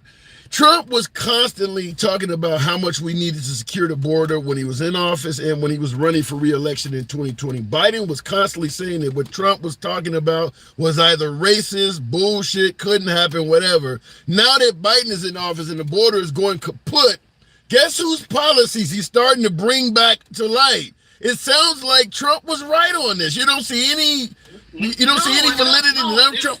It sounds like if Biden understands and knows that these executive orders, which we know can always get shot down by the next president or by the Supreme Court, he understands that nothing can fix the border unless you have legislation through Congress. Yeah. So yes, he's going to do a little this and here on the outside, just like Trump tried to do. Trump tried to do little shit on the outside, and he failed. Okay. So both of them failed. You can say, well, yeah, he failed more because there was more numbers right here. But guess what? You don't know how many terrorists came across the border when Trump was in office. All right, I don't disagree with that part, but you and I do disagree with the notion that if Trump is in office, he would be no better on the border than Biden. That's what you're saying, right? Well, let's put it like this. I heard you the other day say you know that Trump would probably do better on the border if he got back in office, but some of the things he might do might even be illegal. Yeah, I think that is true. Okay, so I would say this: if you and I were both two unemployed people, all right, and we had to bet on who would be able to pay their rent the next month, and you were a law-abiding citizen, and I was a guy who had a gun and who was a criminal, who you think gonna be able to pay the rent first? You would beat me. Exactly, because I would use that gun and I would use my illegal mentality to get stuff done. So yeah, you can say, yeah, he's going to be able to be more effective, but he's going to do shit the wrong way. It's a good example, like someone has said in the comments. I do agree with that 100%. Dencal, I got to move it on, but I still stand by that. I do believe that Trump would be better at the border because, yes, I believe he would be willing to. Yeah, he would illegally, he would illegally do shit to people. He's gonna gather a whole bunch of Hispanic people up, stop and frisk, show me your papers. He's gonna put them in concentration camps, and he's gonna have planes sending people up out of here. Yeah, he would. He would do better at getting that number down. I can't argue with that. Dencal, appreciate it as always. One of my favorite subscribers. Thank you. Looking in the comments, and I do agree with that. I've said it before the devil's advocate portion today, where you see me, I'm voting for Trump, devil's advocate day. That's how we're taking it today. I believe under Trump, not only would the border become more secure, the amount of folks that are in this country illegally, legally, and seeking asylum would all drop. Because I don't believe Trump is just trying to drop the number of those entering illegally. I think he's also going to fight to drop the number of those who can come here legally as well. Certainly if you're coming from the southern countries below the border and the Middle East. I remember Trump stated until Congress figures out what the hell is going on, he was calling for a total and complete ban on all Muslims entering the country. So he was going to ban everybody coming from the Middle East. It got shot down. The Supreme Court, as my last caller and a couple other callers have rightfully pointed out, that got shot down. But Trump was going to ban all Muslim immigration into the United States entirely. And that could be any damn thing. You got to assume Muslims live in every country on earth damn near. So all you got to do is show they're a Muslim and boom, they can't get in here because he got a Muslim ban going on. That was a widespread, all-encompassing ban. And I see in the comments, I can't read the names for today for some damn reason. Be more, somebody says good. And I would echo that sentiment. A lot of MAGA would totally agree with a Muslim ban. That could be anybody. That could be friends. That could be allies. That could be white, black, Chinese. I mean, how many folks are Muslim? You don't have to be Middle Eastern to be Muslim. That would give widespread powers to the federal government.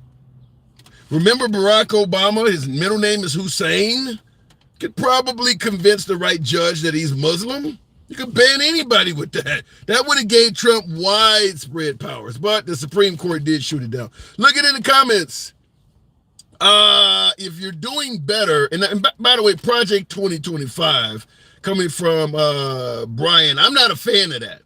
That or Agenda 47. If that, and I do believe some of that is valid. I'm not a fan of either one of those. That is like a government takeover, and it's coming from the right. I'm not a fan of that stuff. And it's growing in, I don't want to say growing in support, but more and more folks are starting to hear about it, and it needs to be heard about. It really does need to be discussed. And that's what Biden is doing so bad, in my humble opinion. The border issue, the border conversation we're having now, where I'm getting guest after guest that is defending Biden on the border. You know how many liberals don't know this shit? Because Biden is so bad at the messaging. I mean, okay, we know Biden, 81 years of age, can't hold rallies all damn day like Trump. Trump is certainly more energetic and capable in terms of doing that than Biden. But you can come up with surrogates to deliver your message. Go find some Hollywood B actors, people that folks know, but, they need a job to be hired. Do whatever the hell you got to do to get the message out. Biden is not getting out the message at all, and it's 5 months. 5 months, folks. It might be too late. This is stuff he should have done a long time ago.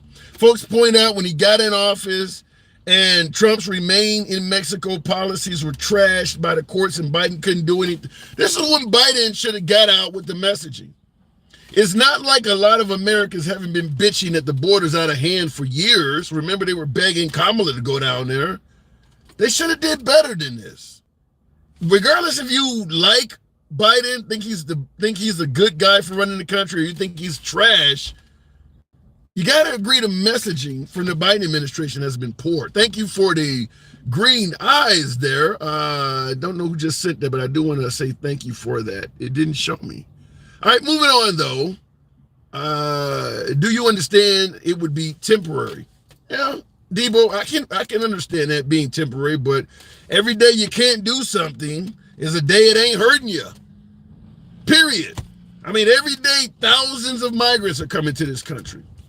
Regardless of how you feel about those coming in, whether you believe they should be given a better chance at life or you believe they are rapists and murderers, one thing we can all agree on, they're not helping the Biden administration.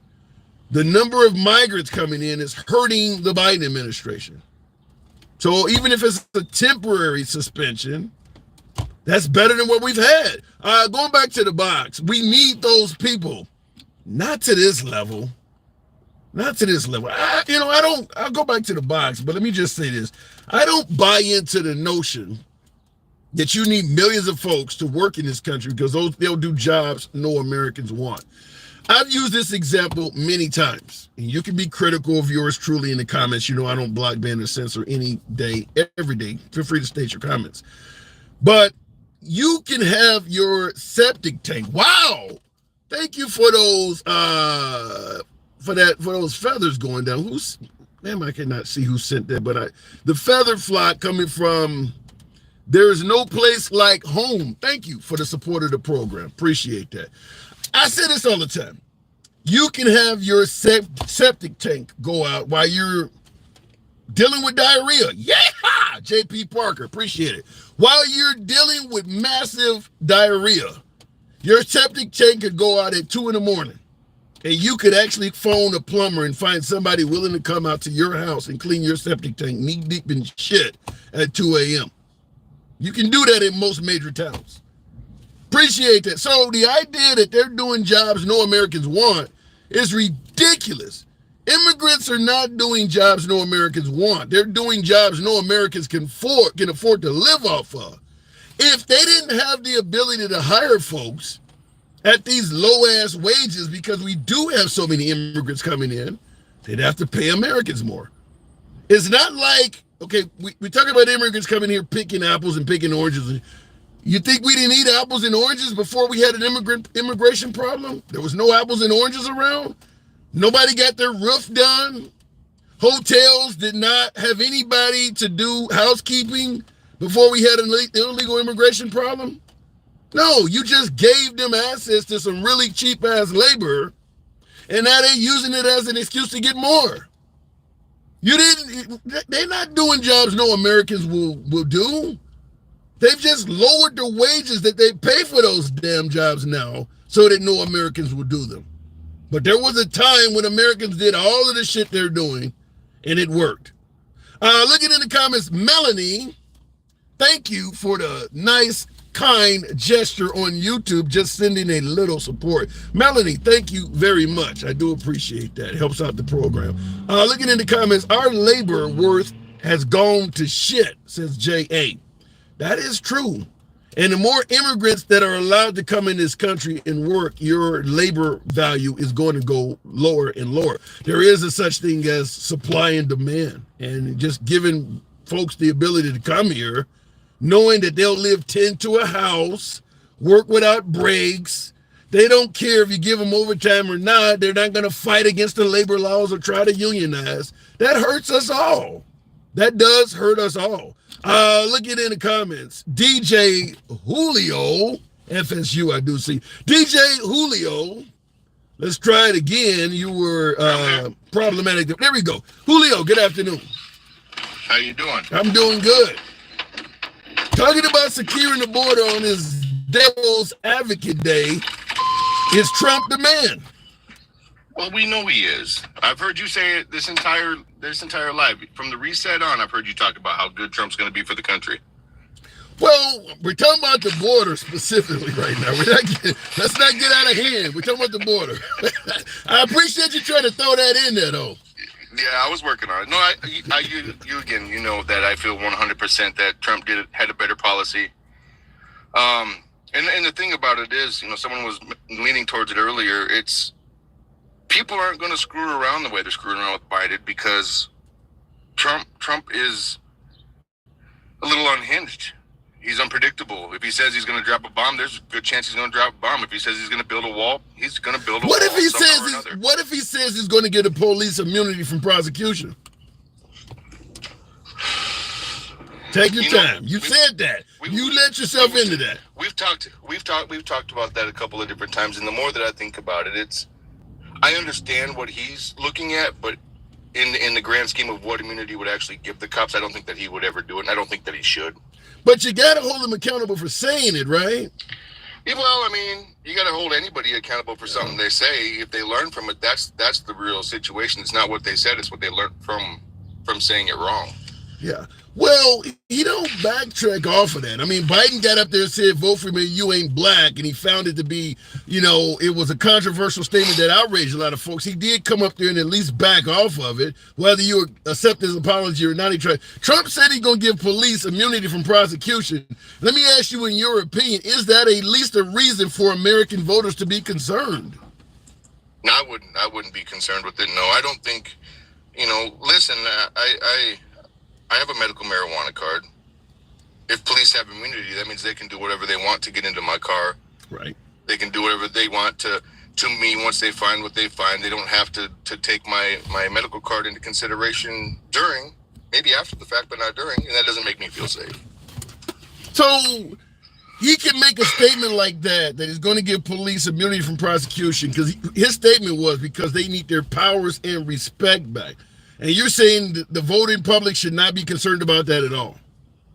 No, because it'll never get to that. How do you know? Because I know America. I don't think America is going to be okay with that 100%. And they're not going to. I don't think if it goes to Congress and that's something that he can do, or is that something that he can do as the president without Congress? Yeah. Well, and I think we mentioned this before. When Obama talked to Joe the plumber and he said sometimes you need to spread the wealth around, and it actually sparked a whole career for Joe the plumber. Nobody suggested that Barack Obama could not do that, or he can't turn America into a socialist country, one guy. They held him accountable for it.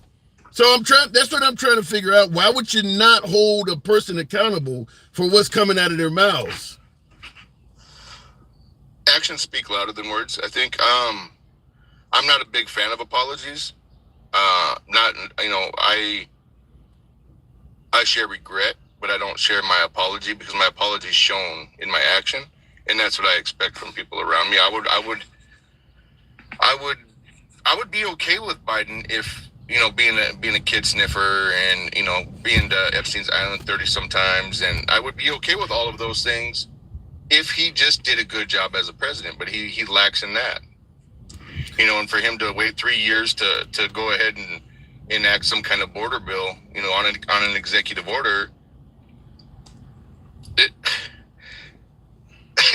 just sounds like my brother told me I couldn't do it and then went ahead and did it. Because but Big Brother was going to do it. Yeah, but I gotta bring up Furback's comment because you're talking about not necessarily being one who apologizes. Maybe you view it like Trump views it as showing weakness or whatever. But Furback in the comment. Let me just do that, and then I'll let you go back to that. Let me tell you why I don't care about your apologies, because words are easily broken. If you show me that you're sorry by doing differently and doing better, that's what I was meaning by the correlation with Joe Biden. Yeah, but if I say something, don't tell me. Yeah, but if I say something wild that's out of pocket, you're going to vote me in office so I can show you I didn't mean to do it? I mean, if 90% is good and that's 10% of the words that come out of your mouth are shit, yeah, Tim, I trust you. So let me go back to Furback's comment, which is a president needs to say I was sorry or I was wrong sometimes. You don't agree with that? I agree with I was wrong. Does Trump ever say that? I haven't heard him say he's wrong yet, but I don't know that I've been 100% that he's been wrong in his actions. You just said granting immunity. Wrong in his. You just said granting the promising to grant immunity to the police is wrong. Okay, those are words still. Those are not actions. That has not happened yet. What I'm saying is actions are what I want from people. Okay. Well, let me give you another one. He promised. And Trump's actions have been bold. They've been good. And yes, 10% of the shit that comes out of his mouth is shit. I don't know. I don't know if I would be with you on that, DJ Julio, about the 10% is shit. To me, promising to give police immunity is not shit. That's dangerous. That is dangerous. That is unconstitutional. That is dangerous. Yeah, no, and it's semantics. I mean, dangerous, shit, bad, intolerable. I mean, they're all synonyms. They all kind of center around the same shit. What about a total and complete ban on all Muslims entering the country? Would you favor that? I wouldn't favor that unless it was when he was talking about when we were getting all those terror threats and a lot of stuff was coming from them. Yeah, I mean, yeah, ban them. Chinese, ban them. Oh, Muslim. I mean, if I decided to take up the Muslim religion today, he could have done it better and just said there's nobody that isn't a documented citizen coming into this nation. He would have been better to say that. So just completely shut down the border entirely. Just shut it down till we figure ourselves out. When me and you are on the ball field together and we go home and your house is shit and my house is shit, we got to fix our own houses so we can get on the ball field and play ball together, correct? Yeah, but if you allow a president to shut down the border entirely, as you say, till we figure out what's going on, that's an opinion in regards to we have the statement of we have now figured out what's going on. Let's open the border up again. That's an opinion. I could be in office and make it so that we never figure out what's going on my entire stay in the White House. I mean, I could literally shut down the border forever under those rules. What's wrong with that? As long as we're working on our country, what's wrong with that? Shutting down the border permanently? Completely. But again, I'm just saying, if we're not right here, what's wrong with that? If we can't help nobody if we can't help ourselves individually. What makes you think we can do it as a nation? What makes you think we really want to help ourselves? I talk about this all the time now. We didn't want to give people health care, damn tuition assistance. We don't want to give kids free lunch, food stuff. What makes you think we even want to help ourselves to begin with? See, and I agree with you on that factor because that's where I lean a little bit left. Okay. Fair enough. But you do understand the right side of the aisle is not going to agree with anything I just said. They don't believe in helping out people. They believe you should get a job and help yourself out. And that could be the statement. They could. That's fine. That's giving you advice. That still helped him. Get a job is helping me. If I'm hurting, if I'm asking you for cash and you tell me get a job, you're telling me that helped me. Yeah. If you know what, if you got a job, maybe you'd be able to get some cash. So you just go around helping poor guys at an intersection by telling them all to get a job. You think you're really helping everybody? First thing they need to do, and I get what you're saying. You are so good at that. You are so good at that. And you fell right into it, too. I did. I'm sitting here staring at my job site, freaking burning ass in my truck. You really telling people to get a job is helping them out. That's like going around homeless people and asking them if they got change for 100. That ain't helping nobody out. No, but I've told you this before. I do. I go around and I talk to the public. I go to talk to the homeless. And one of the biggest things I talk about is, getting your appearance happy, looking at yourself and be happy when you see yourself in the mirror. We have to, we as a country have to start pushing people and pushing those around us to fucking do for themselves. Quit living off the government. Quit giving the government a reason to fucking tax us so much. Quit giving the government a reason to run our lives. Okay. So at the end of the day, you're not helping anybody. You're just telling them. Well, you said, basically you're saying. My track record is different. Huh? My track record says different. Really? So yeah. Your track record of what? Telling people to pull themselves up by their bootstraps? What I've done for the community and the homeless around Rapid City, South Dakota is pretty big. Okay. Now, in the comments, somebody suggested that nobody lives in South Dakota. I know that's not true, but somebody said you don't have citizens. And you know why? Because we have pretty strict borders around here. We don't want a lot of people here. Wait a minute. Strict border? Oh, you mean from Canada? We don't have no damn borders here. What I'm saying is we're okay being a small state in the union. We're fine with that. How do you? Now you're part native, right? I am part native and part Mexican. How do they treat the natives up there? For the longest time, it's real poor. For the longest time, and now what's sad is that the Native Americans are treating themselves that way. Like I don't know, what time is it?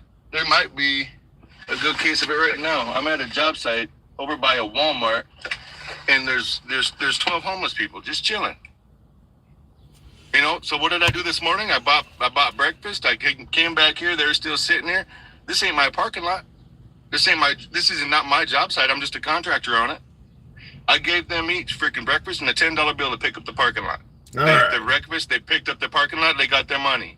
Okay, so you're just talking shit then. So you actually are an old softy. I'm a softy, but I'm real in my house. My household don't get it this nice. Okay. My kids work hard, and I'm grateful that they turned out the way they did. They're amazing children. They're amazing women. All right, just as long as you do sound like you do give a little bit, because going around telling homeless people to get a job, that ain't doing shit for them. But Julio, I gotta move it on, man. Don't get me wrong. When I gave them their food and we were sitting here eating their food and smoking cigarettes before they got off and I got busy, there was conversation. Hey, listen, you need to care about yourself a little bit. Shave your face up, do your hair, take a shower, go get a fucking job. If you want to live on the streets, do that, but get a job. You can pay for shit. And nobody responded by saying, "Shut the fuck up, I'm trying to eat." No, it was man. Listen, if you're respectful to everybody, they're going to be respectful back, no matter how hard your words are. All right, fair enough. I think as long as you're doing a little something on the side, I can work with you. But I got to move it on, Julio, as always. Yes, sir. Appreciate it. Good talk. Hey, glad to hear you're voting for Trump, man. I'm so proud of you right now. Talk to me tomorrow. Got to move it on. Okay, looking in the comments, that's not respectful. That's just being I guess you're saying being an ass. Some might say that. There's a reason why they're not telling me what's going on with these investigations, beginning with the Anthony Weiner laptop. Look, a lot of this shit in regards to, they know you're going to pick that shit apart. And just like when Trump was being asked for his taxes and he was being resistant, you know, if you hand your taxes over, they're only going to find shit on you that's negative. Same thing with Hunter Biden's laptop, Hillary Clinton's emails. The whole purpose of this is not to get to the truth. The purpose is to deface you, to find bad shit on you. So that's why people don't always cooperate with those investigations. You're being straight disingenuous. Trump never said all Muslims ever. He wanted restrictions on 6 known terrorist supporting nations before allowing travel to the U.S. Gen Xer, certainly Gen X is a friend of the program. Gen X is a friend of the program 100%, has supported the program. Anytime I see Gen X comments, he certainly get a fair shake, but you're wrong as fuck on this one, Gen X. The actual quote from President Trump, Actual quote. I'm calling for a total and complete ban on all Muslims entering this country until Congress figures out what the hell is going on. The audience applauds, and he says we have no choice. That is a quote. I've done so many shows on this. He didn't name Syria or Yemen, or he didn't name any country. Now, what happened, to make Gen X's comment somewhat correct, is after he got severe backlash about banning everyone based on their religion, he started naming countries. Well, actually, I meant this country, but in the beginning, no, he called for I'm giving you the actual quote, a total and complete ban on all Muslims from entering this country until Congress figures out what the hell is going on. That's an actual quote. And there was a ton of applause. So he said what people did favor, but he didn't name certain states or nation member states that we have an issue with. That came later. That's kind of like the, locker room talk. This stuff comes later to actually put it into context, because it didn't really sound that great when it came out in the beginning. But I'm just simply telling you. And by the way, when I say I don't block, ban, or censor, I invite dissenting opinion, and you can literally go back and look.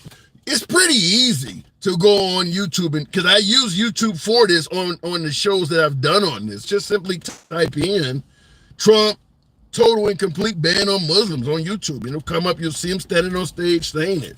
And there are a lot of videos of him doing that. So it ain't something I'm making up. Anyhow, looking in the comments, though, let's talk about real problems. The real people have not, wait a minute. Let's talk about real problems that real people have, not this made up stuff. That's there to buffalo you. Well, in regards to your comment, let's talk about real problems that real people have, not this made up stuff. The issue is this. What qualifies as a real problem that real people have actually differs from person to person. Good example, a lot of folks on the right are pissed off that a man can transition into a woman and then play sports on a female team. Real problems that real people have. How many of you have that as an actual real problem in your life? That you're worried about a man transitioning into a woman and playing on your sports team or your door. Is that happening anywhere? So I get your point, but that's not how the country is ran. That's not happening. 99.9% of schools. That is simply not even an issue. So real problems that real people have, I think they're talking about real things that get them votes. Some things are completely fabricated out of thin air, and I certainly believe that's one of them. Looking in and I agree with you, Diane Texas, stating that it's not right. Yeah, I'm not saying it's right. I don't believe in letting a man become a woman to play on the team either. I disagree with it, but that don't mean I'm going to pretend like it's happening every damn where. You don't have to exaggerate. The truth will do. Don't care, just want food on my children's table, says Gen X. Yeah, and I'm with you on that one. But I just wanted to bring that up because he's stating, let's talk about things that really affect people. And I don't believe the transgender community is affecting the average person at all. Going back to the box, we bring up Furback. Good afternoon, one of my subscribers.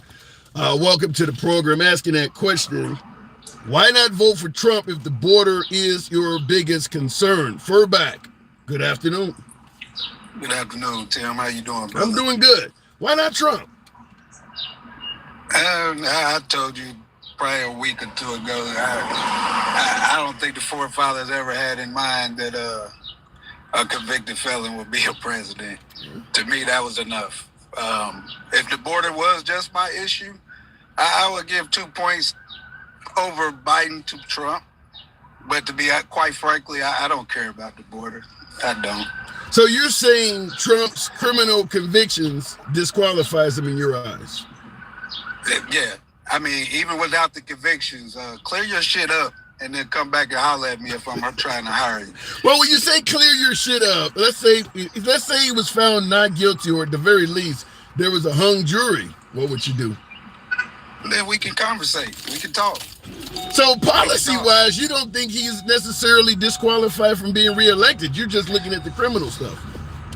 Well, I mean, policy, is he for my taste? No. But has every president been that? No. I mean, I'm a black man in America. I'm going to make it either way. But I'm hearing that Trump did more for blacks than anybody since Abraham Lincoln. What say you? Assholes are just like opinions. I mean, that's how I look at that.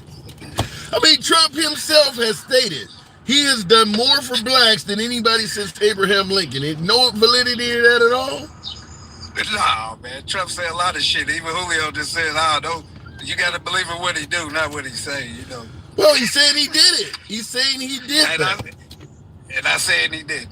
That's what I'm saying. That's what I'm saying. Well, he's going to bring... Go ahead. Go ahead. He's going to bring up. He's going to bring up the statement that he's giving more money to historically black colleges and universities. Okay, and Biden has done more. The jobs and employment rates in African American neighborhoods. That was probably true then, but it's not true now. Yeah. So between Go ahead. So he's gonna bring up Biden's crime bill in the early 90s that wrongfully locked up a lot of blacks for these draconian sentences. What say you? What say me is that I'm an educated voter, and that doesn't ring true to me. I mean, I've dug into that. That's not true. Yeah. Well, I mean, they were with the war on drugs. They were locking up black people for long ass times. Yeah, and until it got out of control, everybody in my community was for it. You're from Chicago. I'm from Indianapolis, Indiana. Yeah. There were junkies everywhere. You know, your grandfather, your grandmother, it killed our community. And people was for it. It just got out of hand. Now, this is an interesting one. Michael Rowe on YouTube says, dog whistle. Trump said that he would bring back the death penalty for drug offenses. And who do you think that they are targeting? Car stop due to profiling, and you can imagine what could happen. Do you see anything to be concerned with there? Exactly. I mean, when Julio said, you asked him specifically, what is American voters supposed to think about this complete immunity for cops? Yeah. Well, in my community, shit, man, if they don't have it already, goddamn, it's just gonna get crazy, bro. But I have to ask that question about President Biden. Like, do you think he's the right guy? Because Trump stating that he would give police immunity from prosecution, why isn't Biden hammering that? If Biden said that, Trump would be all over that. Trump would be in the Bronx, in black neighborhoods, using that shit like crazy, tying it to the crime bill and hammering Biden for that. Why isn't Biden hammering Trump for saying he wanted to get a cop's immunity? Well, people may not like this, and I know it's been controversial. He even backpedaled on it. But when he said you ain't voting for him, you ain't black, it was understood to me. And that statement by Trump further reinforces what he said. So then I have to ask you to elaborate. When you heard Biden say, if you don't vote for me and you ain't black, what did that mean to you? Well, it meant that, you have the other guy that wants to give complete immunity to the cops. Damn, but did I make it that easy? You really did. And to piggyback off Julio a little bit, let's keep the kids at home until we make the schools safe. What do you mean?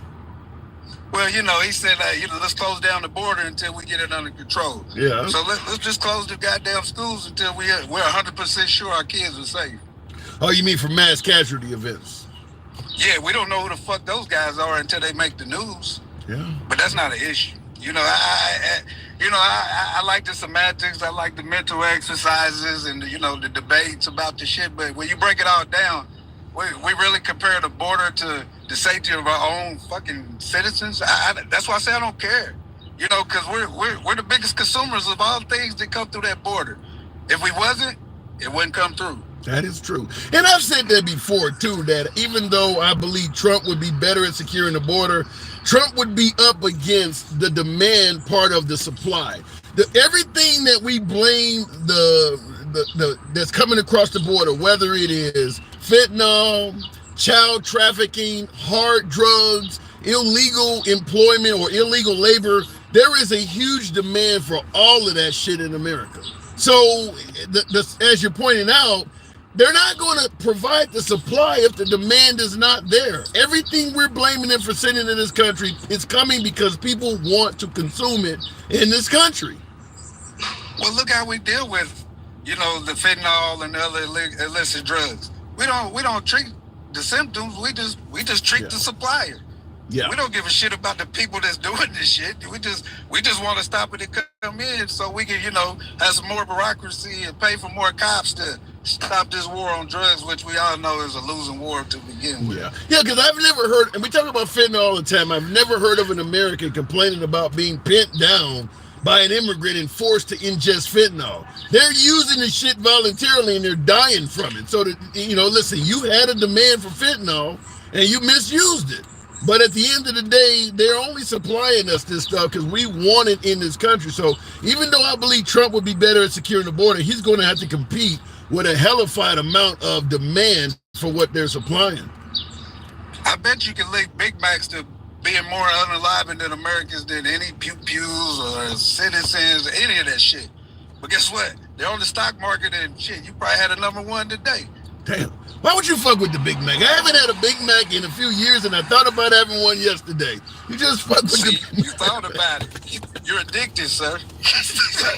It's some good burgers, man. It's some good burgers. Hey, I'm not denying it. And some people that indulge in other shit like it's some good shit too. So I'm just saying we're no better than them. Yeah. But like I said, man, till we want to deal with what's really going on, this is all bullshit. Because only the poor people is arguing about the immigrants. Ain't none of these Fortune 500 or these ranchers give a shit about none of that because we have the appetite for those people. Yeah, I do believe there's a significant amount of that. Furback, appreciate you coming on. Good talk as usual. Thank you. Thank you, sir. Anytime. Nice show. Appreciate it. And by the way, speaking of that, tap the screen. We got almost 1,000 of you still here. You could be anywhere you want to be this Wednesday afternoon. Certainly a pleasure having you here with me. Tap the screen. Take us on up to 100,000 likes. I think we're pretty damn close at this point. Perhaps even 110,000 if you let your thumbs not be lazy. On YouTube, feel free to smash that like button. I do appreciate the significant amount of support that is coming in. Get the likes on up to 100. You can certainly do that. Top 3 dots or 3 dots at the top of your screen, I believe, gives you access to the like button. And by the way, I haven't stated this earlier, but certainly if you enjoy civilized dialogue from both sides of the aisle, without any concern of the host trying to block, ban, or censor your opinion, because we don't do that here. It's all about free speech, MAGA friendly. MAGA are my preferred guests. Liberals are welcome as well. If you enjoy uncensored dialogue, feel free to follow the program on TikTok, a subscription on YouTube if you will. We're here Monday through Friday, 1 p.m. Central, 1300 hours is where you'll find us, Monday through Friday, weekday. So looking in the comments, I can't believe that I can actually watch a black person sit and support Trump and try to make it make sense. It just does not make sense. And that came from Kenny Shorter. Well, I get your point. I'm not going to dispel your point. There's a lot of things I could take. Remember, this is a devil's advocate day. So I'm on the point of that. But there are legitimate reasons for blacks to vote for Trump. I understand I'm going to get hammered from the minority side of the aisle. But if you're pro-gun, if you are pro-life, there's a lot of Christians that are pro-life. There are, let me just say this one right here, which I'm not a big fan of, but there's a lot of African Americans that are not pro-LGBT. Certainly the transgender community and things like all of this is on the right. All of this is predominantly coming from the right. So if you favor what I just stated, even if you're African American, you'll find love on the right side of the aisle. So there is legitimate reasons to vote right. Depends on what your most important issues are in your life. Simply being black, white, Chinese, or other doesn't dictate how you're going to vote. I talk about it all the time. And by the way, thank you for the hat and mustache there. Unbranded. Yeah, thank you. Appreciate they got your boy looking real Hispanic. For those who are among the haves, in my humble opinion, if you are among the haves, if you have a significant income, or even in the 6 figures, I would tell you right off the bat, if keeping your income keeping your taxes low, not being forced by government to share your wealth is your biggest concern, you should vote Republican. And there are plenty of African Americans in that category. The Republicans are not going to force you to use your tax money to take care of folks who need medical care, or they're not going to force you to pay somebody else's tuition. If you have a small business, they're not going to force you to raise minimum wage. They're not going to force you to provide health insurance for your employees. None of that. If you have wealth and you want to keep it, and that is your biggest concern, you should vote Republican. Now, some might figure that as being selfish. Maybe even I might. But I'm just simply saying that there are legitimate reasons to vote Republican, and there's a lot of African Americans that own businesses. So the idea that being black should exclude you from voting Republican, I'd have to sit down and have a chat with you. But your point is well taken. Looking at the comments, though, the same people who are crying today want to put the majority of blacks, Latinos, and Asians in detention camps in the pretense of illegal migrants. Blacks? Is there a lot of Africans that are here illegally? I don't know about that one. I'd have to see you present some evidence on that one. Going back to the box, keeping the program moving, we'll go to Meech, the innovator. Good afternoon, Meech. Good afternoon, brother. Hey. I was in the Mexican grocery store listening to you. Well, let me ask you, because you're African American, correct? I am Afro-Indigenous, or we could say African American. Yeah, I don't think there's any white people named Meech. Well, let me ask you. Well, I take that back, because I met a white guy named Leroy, and I had to ask him, like, are you really white or are you an albino? He laughed it off. Meech is short for Demetrius, and Demetrius is technically a Greek name. Oh. So it kind of is a YT name that a lot of African Americans just have. You know, like James. Right? Yeah. So let me ask you, speaking of being African American, one of my viewers on YouTube stated that there really is no reason, or you better yet, you're voting against your own self-interest if you're black and you vote for Trump. What say you? I say that's gaslighting. You know, as you know, like I say, I'm a no-party voter for over 20 years. You mentioned I participated in every level of election. I've served on my local bond committee. So I'm talking about city elections, state elections. I sponsored the census in the state of Louisiana because black people are historically unaccounted.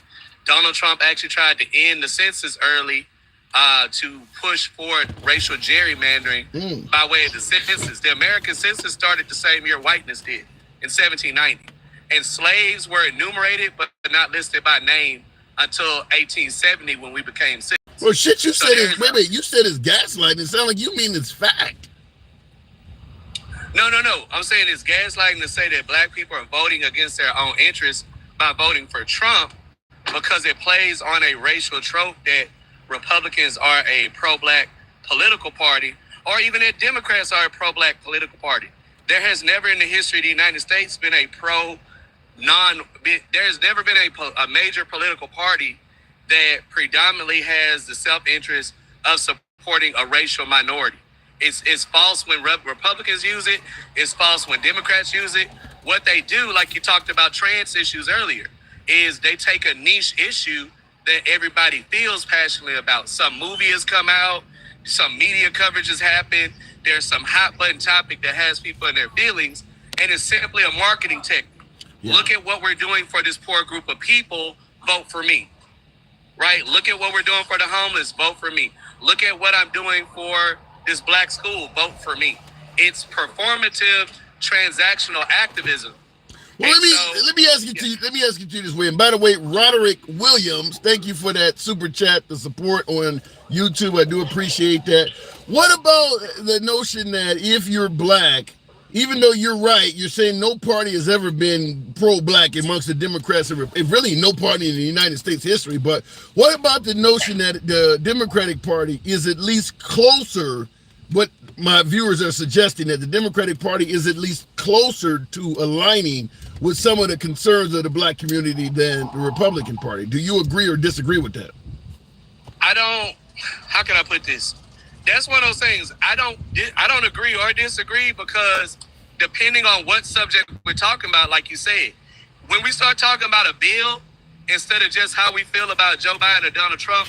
When we start talking, like how I measure presidents like Barack Obama, Trump, Clinton, I look at what they do with their pen.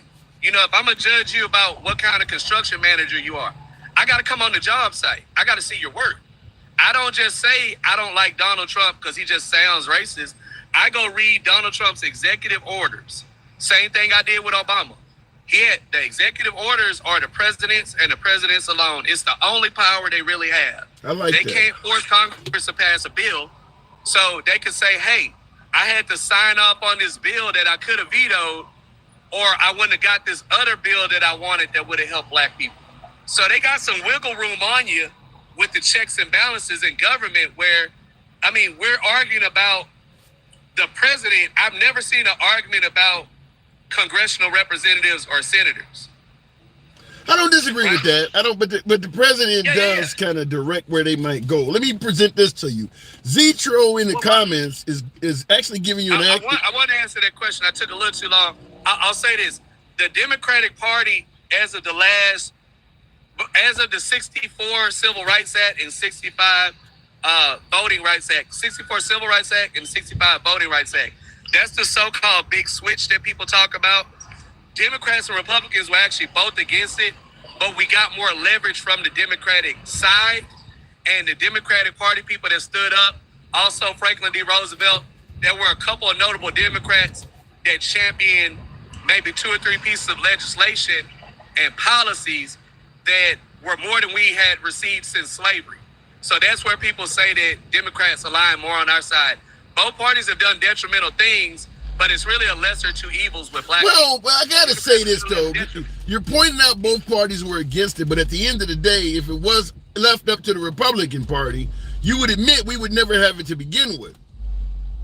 I mean, we could have a conversation a different day when we pick out the specifics, because there were Republicans that actually championed it getting drafted, and there were also Republicans against it. We kind of had dissension on both sides. You had which party passed the Civil Rights Act? It was bipartisan. It was a bipartisan bill. Which president signed it, liberal or Republican? A Republican or Lyndon B. Johnson. And he's on the left side of the aisle, right? Would you consider Lyndon B. Johnson leftist? If you give me civil rights, whatever you can call it, whatever you want, you're on my side. Well, so this is the thing. There's a difference between, and this is politics. It's like business, right? Just because I sign a contract with you, it doesn't mean I'm an ally of you. It doesn't mean I'm gonna help you get another contract. If somebody bends my arm and says, we're not gonna give you this trucking deal unless you give Handsome Liberal the power washing deal, I'm gonna give you the power washing deal for my own self-interest. If I turned it down 2 or 3 times and said no, which Lyndon B. Johnson did, and he got the people doxxed, King and them that were in his office pushing for it. He finally conceded. Yeah, I'll get to your point. I mean, if you watch the movie about Selma, if you go through the details, the devil's in the details.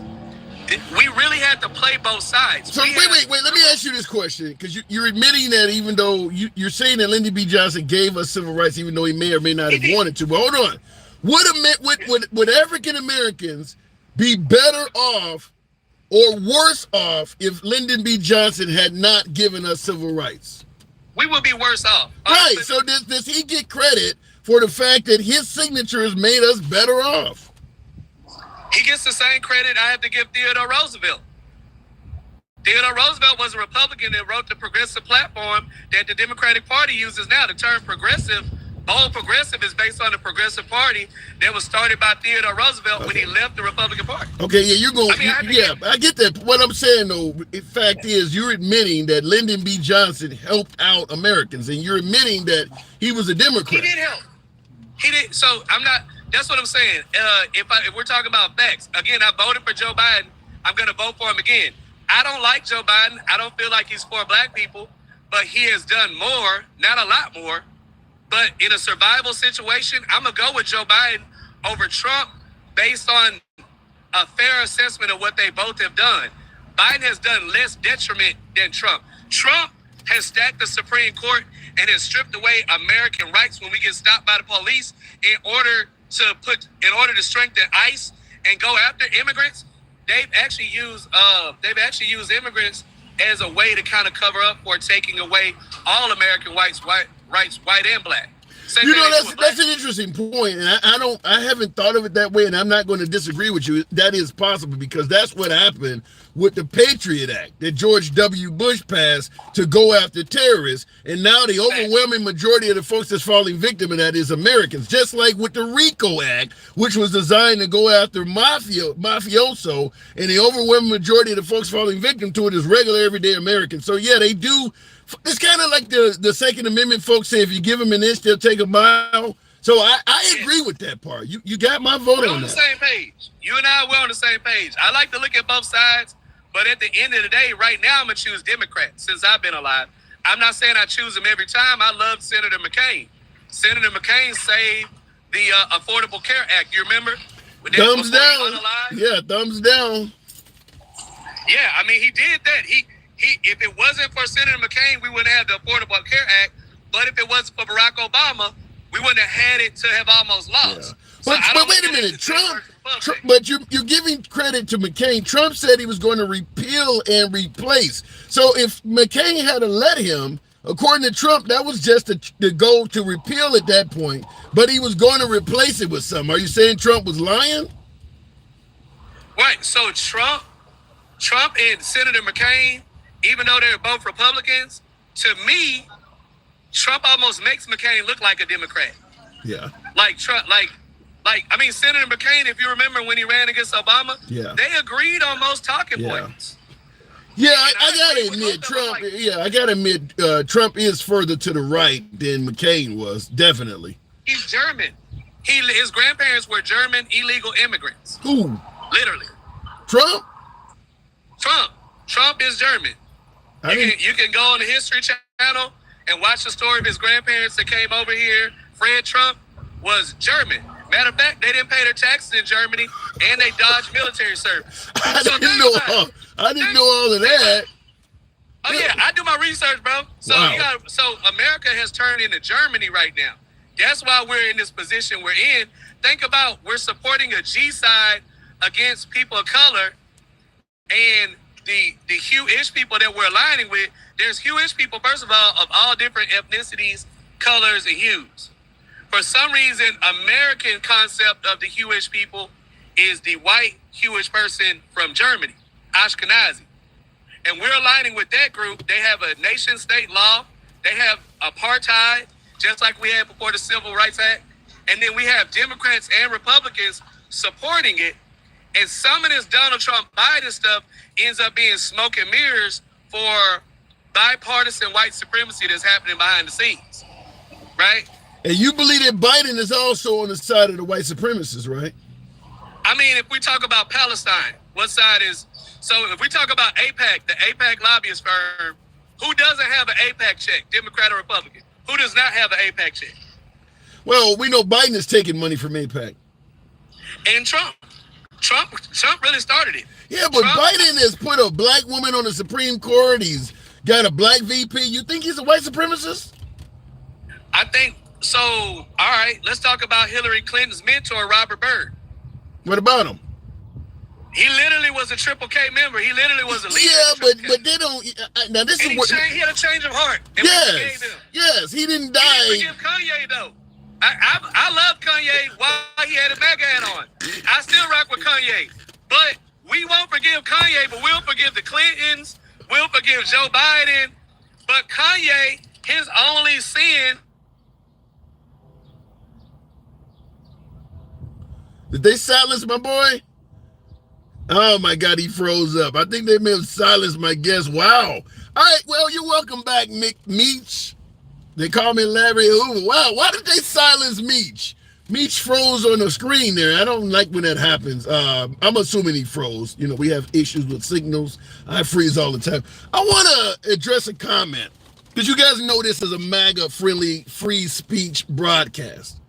Now, while my last guest was speaking, folks in the comments suggesting that he was pissing off MAGA or whatever the case may be. That happens. I get MAGA on a program all the time that pisses off liberals. That's how free speech works. That's how some folks piss me off. I piss off some people. If you don't like everybody being allowed to speak, damn it, tune us out. There are plenty of programs all over social media where people will be speaking in the jargon and language you prefer. If you prefer echo chambers, I can't do nothing for you. I'm in the wrong place to be. You want a bunch of liberals bashing Trump? That don't happen here. You want a bunch of Trump supporters bashing liberals all the time? That ain't happen. We get every damn thing.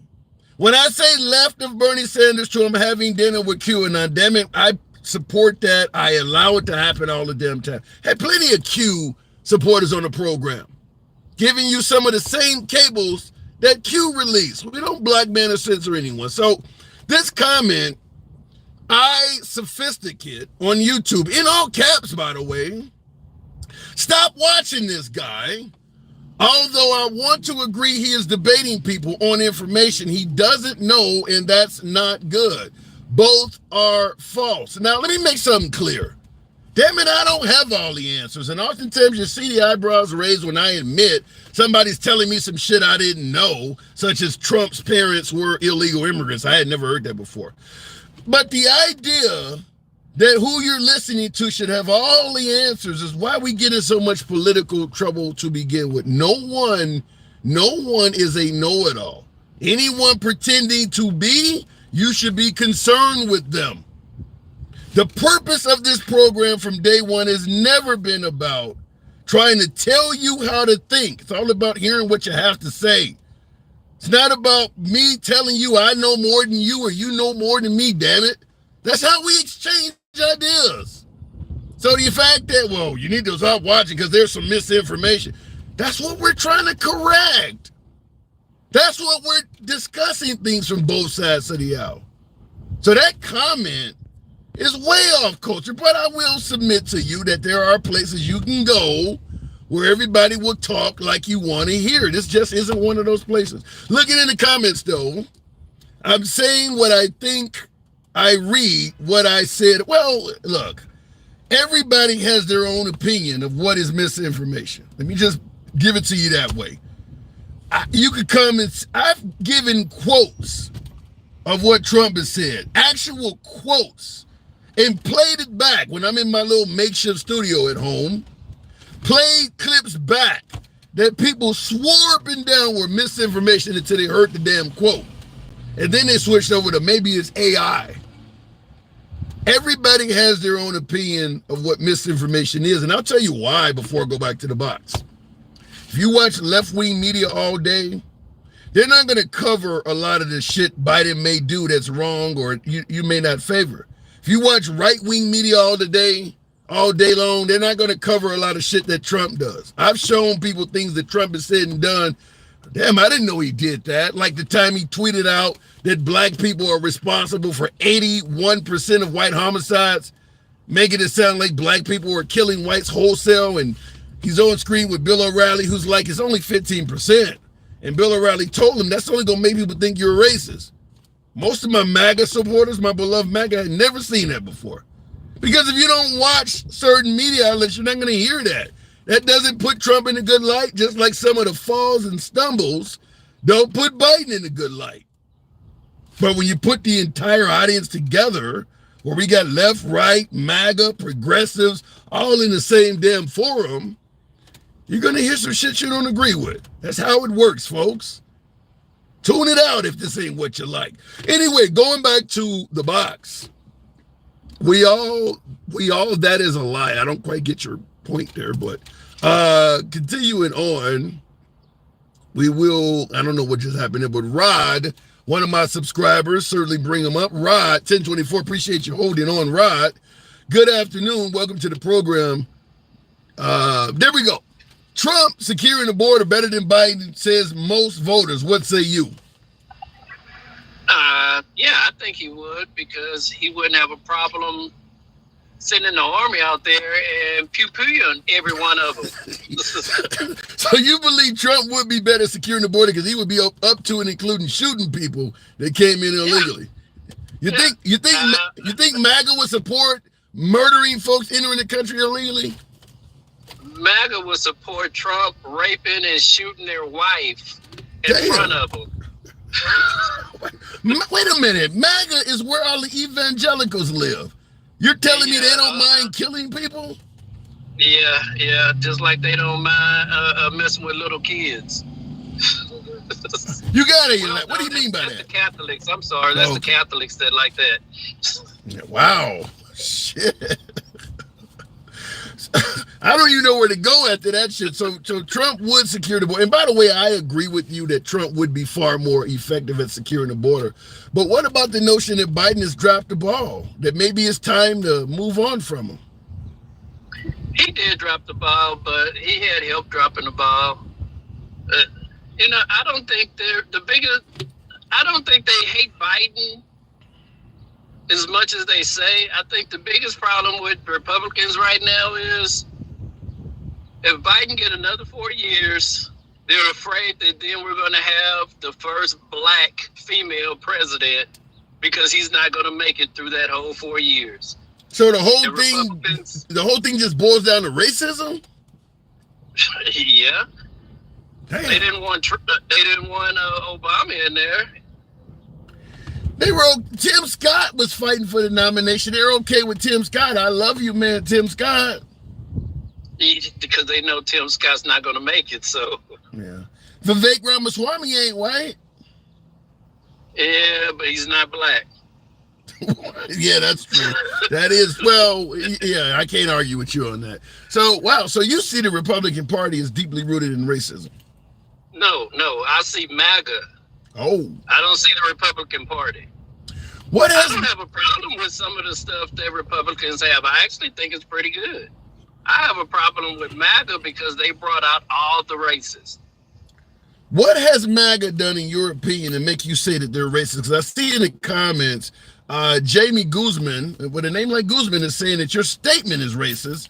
What has MAGA done, in your opinion, to either indicate they are racist or, as you say, bring out the racists? Let's see, how many Karens do we have that want to walk up to black people for no reason and accuse them of stuff? You can't be a liberal Karen? Have you seen one? I don't really, they don't know. I get your point, but they don't normally state their politics. You don't know.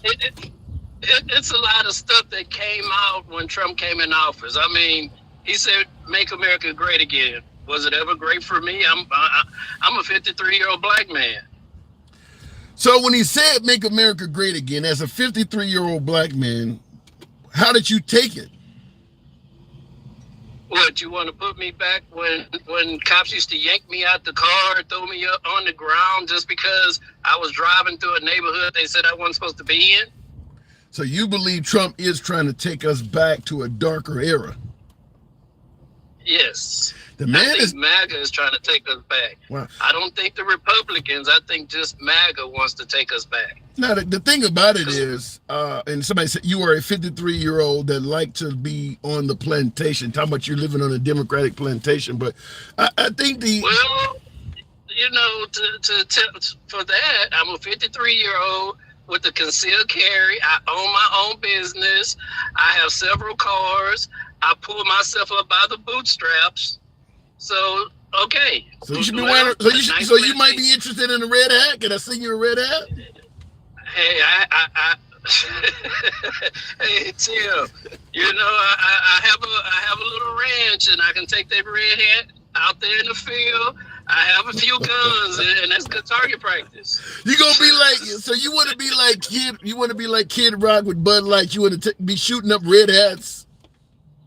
Yeah, but I wouldn't waste my time buying one because all it is putting more money in Trump's pocket, and he's already a billionaire. He got enough of these MAGA people buying this crap.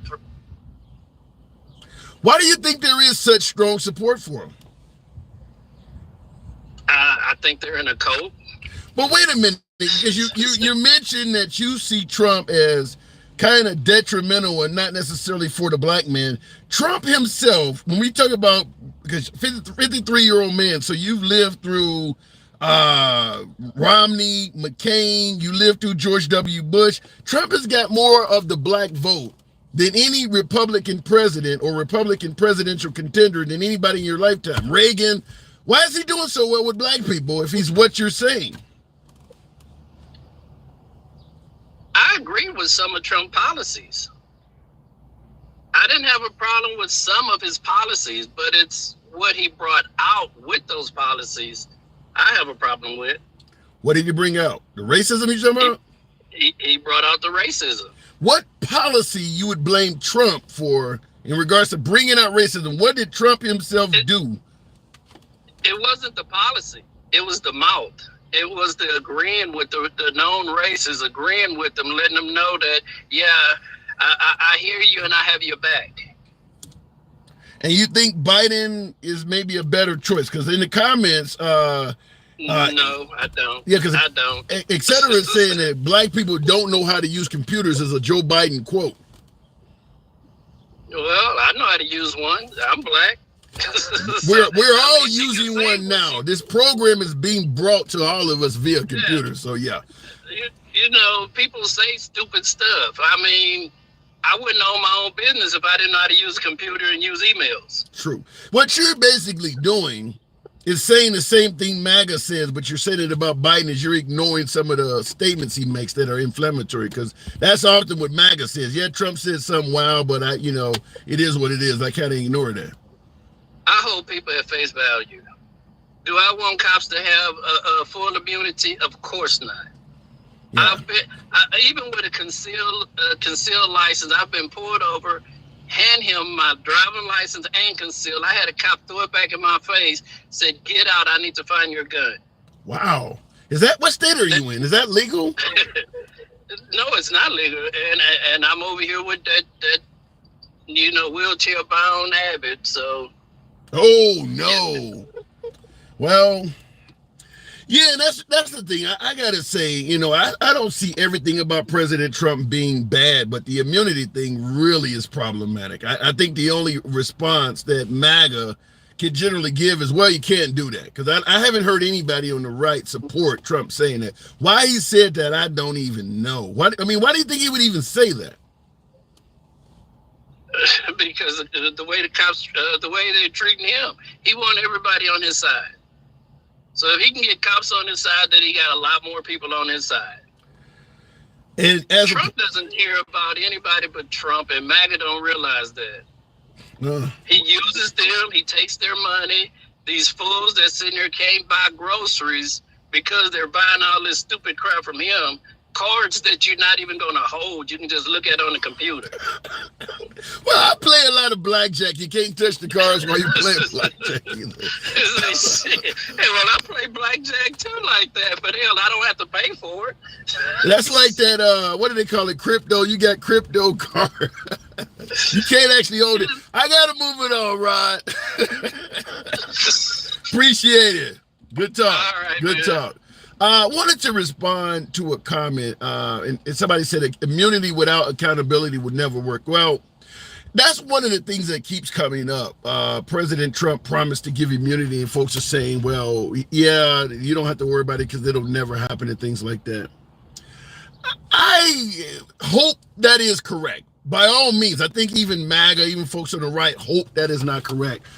But here's where I will have to push back to some degree. I brought this up before. America would be better off when you spread the wealth around. Remember President Obama saying that to Joe the Plumber? Joe the Plumber, his whole career blew up. I think he ran for Congress. May he rest in peace. But Joe the Plumber, Obama telling him, America would be better when you spread the wealth around. Folks were saying that Obama was going to turn us into socialist Greece at the time. Venezuela was still doing okay. So it was Greece that was failing financially. So they were in 2008, he'll turn us into socialist Greece. I think Hugo Chavez was still alive with Venezuela. So they were not a symbolism of failure, but Greece was. And folks are saying if Obama gets elected, he's going to take away money from the haves and give it to the have-nots. He's going to turn us into socialism. And no one was suggesting that what he is promising one man can't do, which is true. One man cannot become president and turn America into a socialist country. One man can't take money from rich people and give it to the poor. One man cannot do that. Yet the Republicans are holding Obama accountable for that statement, whether or not he can do it. Same thing with Beto O'Rourke. Remember, he yells at you, damn right, I'm going to take your AR-15. He can't do that. The Second Amendment is a federally protected constitutional right. Somebody running for governor cannot do that. Yet, folks still to this day hold Beto O'Rourke accountable for suggesting he would take away your AR-15s as being anti-gun. The only point I'm trying to make is this. If Trump says he wants to give cops immunity, the excuse that he can't do that is not going to be viable. Because Trump himself is accusing Obama of being a socialist and also bringing up that liberals want to take away guns. Hey, look, if you say something wild, you can't blame people for holding you accountable for saying it, because it works on both sides. When the liberals make wild statements, they're held accountable for it. Trump promised to give police immunity. Maybe it can't be done. I'm not going to argue with that. Maybe it can't be done. But I will tell you this. If you had stated 5-10 years ago, if Trump gets in office and he appoints 3 Supreme Court justices, we're going to be using abortion laws from the 1800s. Everybody would have said you're fear-mongering. You are a liberal fear-mongering. It happened. It actually did happen. So I don't know if it can be done or not, but we've seen, and one thing I'll give Trump credit for, above any and all presidents, he's breaking all kinds of fucking records. How many times have you heard the word unprecedented used in conjunction with Trump? That never happened before. Unprecedented. I'm just going to point it out. Why would you feel confident it's going to stop at police immunity? I just going to bring it up. The word unprecedented in Trump comes up a lot. Do you feel 100% certain about the police immunity thing? Just want to bring that up. Anyhow, looking in the comments, James says, can I ask you something? Feel free to type it in. Best president ever, Donald J. Trump. Damn. I gotta ask, and I'm talking to my beloved MAGA, people who really favorite Trump. What I always ask when folks say he's the best president ever, and there's a lot of legitimate reasons to like Trump's presidency, I get it. But name something Trump did that will still be being discussed and celebrated 100 years from now. Because that's what happens when you elect the best president ever. Name something that President Trump did that 100 years from now we're still going to be celebrating and saying that was fucking great. Best president ever. Because we talk about FDR, we talk about Kennedy, Lincoln, and Washington, and Jefferson.